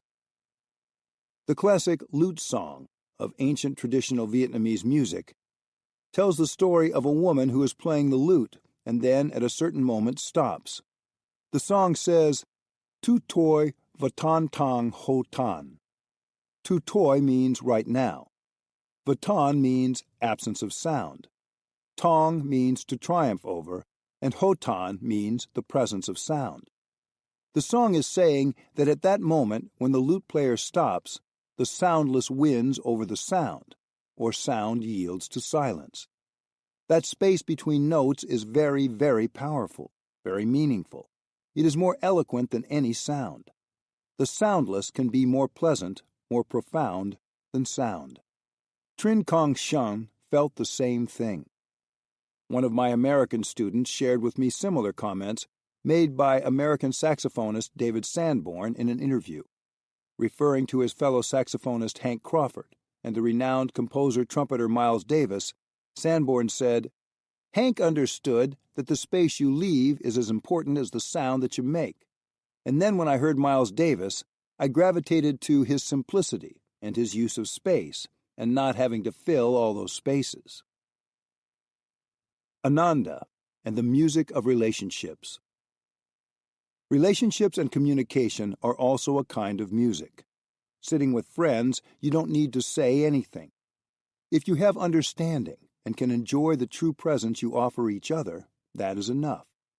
I am convinced that during those miserable years of the wars in Vietnam, Trin Kong Shun's greatest consolation was the quiet moments with his friends. But if a person doesn't know how to sit like that, if he knows only how to pour one alcoholic drink after another, then those kinds of moments will never be available to him. One time when the Buddha was staying at the Jetavana monastery in India, while the 200 resident monks were preparing for the annual rainy season retreat, 300 more monks arrived from Kosambi. The monks were all happy to see each other again and were talking together loudly. Hearing the noise from his room, the Buddha asked his senior disciple Shariputra, "What is all the commotion?" Shariputra answered, "There are some brothers coming in from Kosambi. They're celebrating their reunion with a lot of loud chatter and losing their mindful manners. Please forgive them." The Buddha said, "If they're going to be that raucous, they have to go elsewhere. They cannot stay here." The Buddha wanted to teach the monks about using their energy in more conscious and meaningful ways. Shariputra announced to the monks what the Buddha had said. The monks quieted down and moved to another location nearby to have their rains retreat. Throughout those 90 days of retreat, the monks remembered what the Buddha had taught about not losing themselves in idle chatter. They cultivated mindfulness and concentration wholeheartedly, and by the end of the retreat, they had realized quite a lot of transformation. It's not that they had become heavy, serious, and solemn. In fact, their faces were brighter and their smiles were fresh. At the conclusion of their retreat, the monks wanted to go back and thank the Buddha for his correction. When the news reached Shariputra, he told the Buddha, "Dear teacher, the monks have finished their retreat and they want to pay their respects to you." The Buddha allowed the monks to come in, and he joined his palms in greeting. It was about 7 o'clock in the evening. Around 300 monks from Kosambi, plus a couple hundred resident monks, sat with the Buddha in the big meditation hall. Teacher and students sat together in silence from 7 o'clock until midnight, no one saying a word. Ananda, the Buddha's attendant, went to the Buddha and said, "Dear respected teacher, it's about midnight. Is there anything you want to tell the monks?" The Buddha did not reply, and they all continued like that until 3 o'clock in the morning, just sitting together without saying anything. The attendant, Ananda, was a bit perplexed, so he went again to the Buddha and said, "It's now 3 o'clock. Is there anything you want to say to these monks?" But the Buddha just went on sitting in silence with everyone. At 5 o'clock in the morning, Ananda came again and insisted, "Dear teacher, the sun is coming up. Aren't you going to say anything to the monks?" The Buddha finally spoke. "What do you want me to say? Teachers and students sitting together peacefully and happily like that. Is it not enough?" Simply being able to see and appreciate one another's presence was a very big happiness. Although the experience was without any sound, it was infinitely more valuable than any sound would have been. Coming together in silence. In everyday life, many of us interact all day long with other people. With mindfulness, we can always tap into a refreshing inner solitude. As I mentioned earlier, solitude is not found only by being alone in a hut deep in the forest. It is not about cutting ourselves off from civilization. Although that certainly is one type of spiritual retreat we can take. Real solitude comes from a stable heart that does not get carried away by the pull of the crowd, nor by sorrows about the past, worries about the future, or excitement or stress about the present. We do not lose ourselves. We do not lose our mindfulness.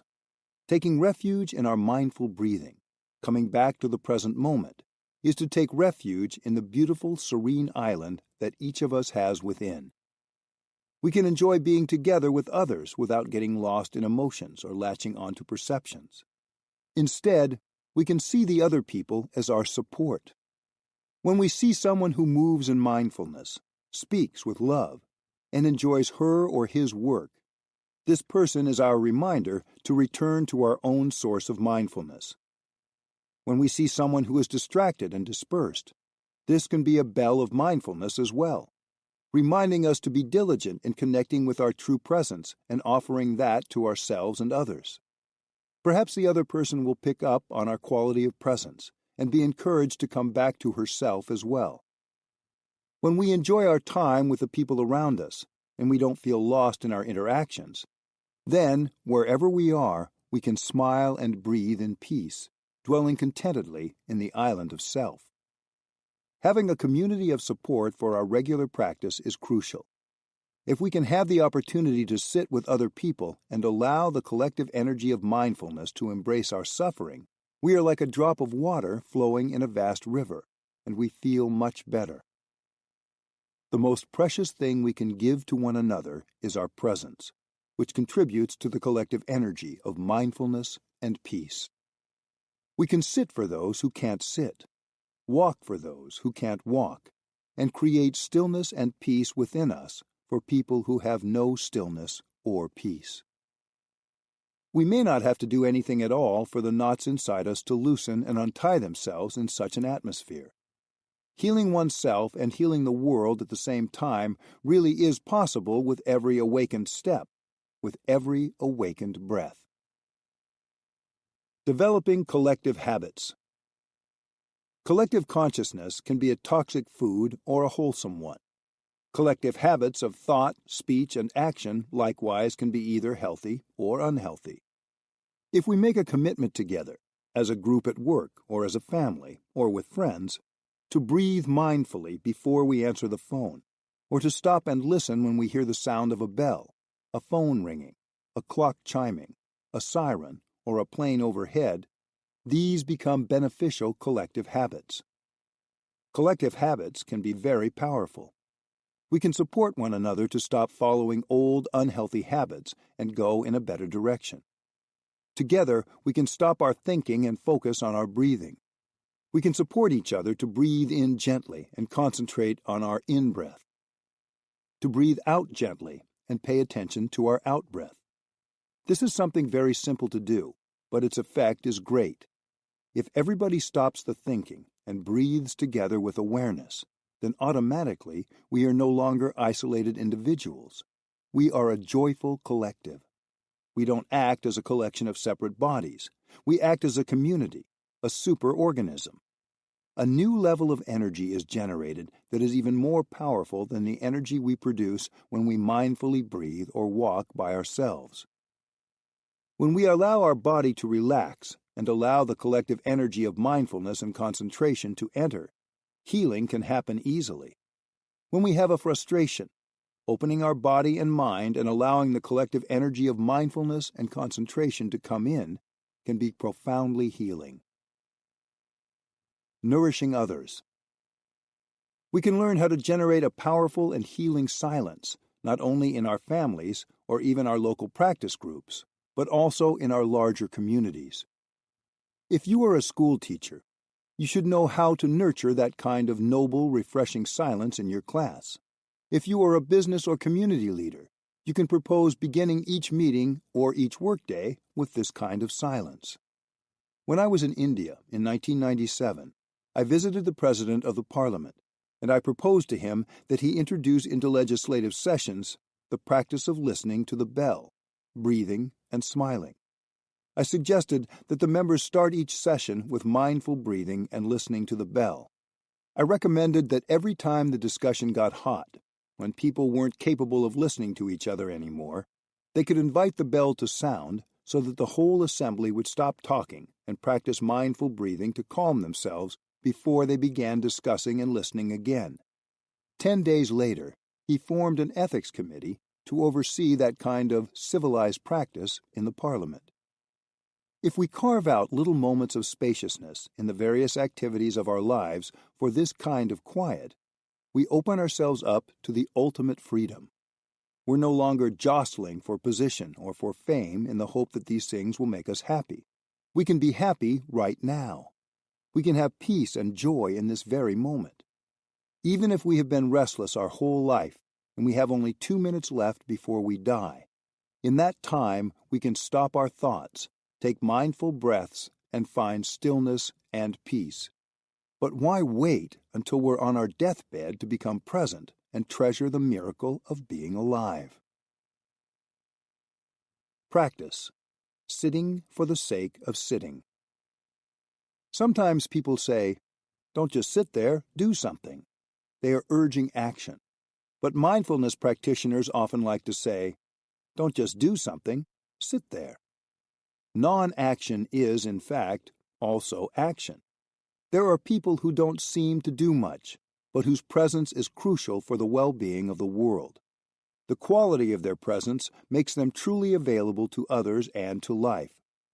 Non-action for them is doing something. You may sometimes find yourself longing to sit and do nothing, yet when the opportunity presents itself, you may not know how to enjoy it. That's largely because our society is very goal-oriented. We tend to always be going in a certain direction and having a particular aim in mind. Buddhism, on the other hand, has a certain respect for enlightened aimlessness. That teaching says you don't have to put something in front of you and run after it, because everything is already there inside you. The same is true with sitting. Don't sit in order to attain a goal. Each moment of sitting meditation brings you back to life. Whatever you are doing, whether it's watering the garden, brushing your teeth, or doing the dishes, see if you can do it in a way that is aimless. It's okay to make a wish, to have an aim, but we shouldn't allow it to become something that prevents us from living happily in the here and the now. Sitting in silence can be wonderfully aimless. You can also practice guided meditation in a way that is aimless. Here is a meditation that helps cultivate spontaneity, freshness, solidity, clarity, and spaciousness. Breathing in, I know I'm breathing in. Breathing out, I know I'm breathing out. In, out. Breathing in, I see myself as a flower. Breathing out, I feel fresh. Flower, fresh. Breathing in, I see myself as a mountain. Breathing out, I feel solid. Mountain, solid. Breathing in, I see myself as still water. Breathing out, I reflect things as they are. Water, reflecting. Breathing in, I see myself as space. Breathing out, I feel free. Space, free.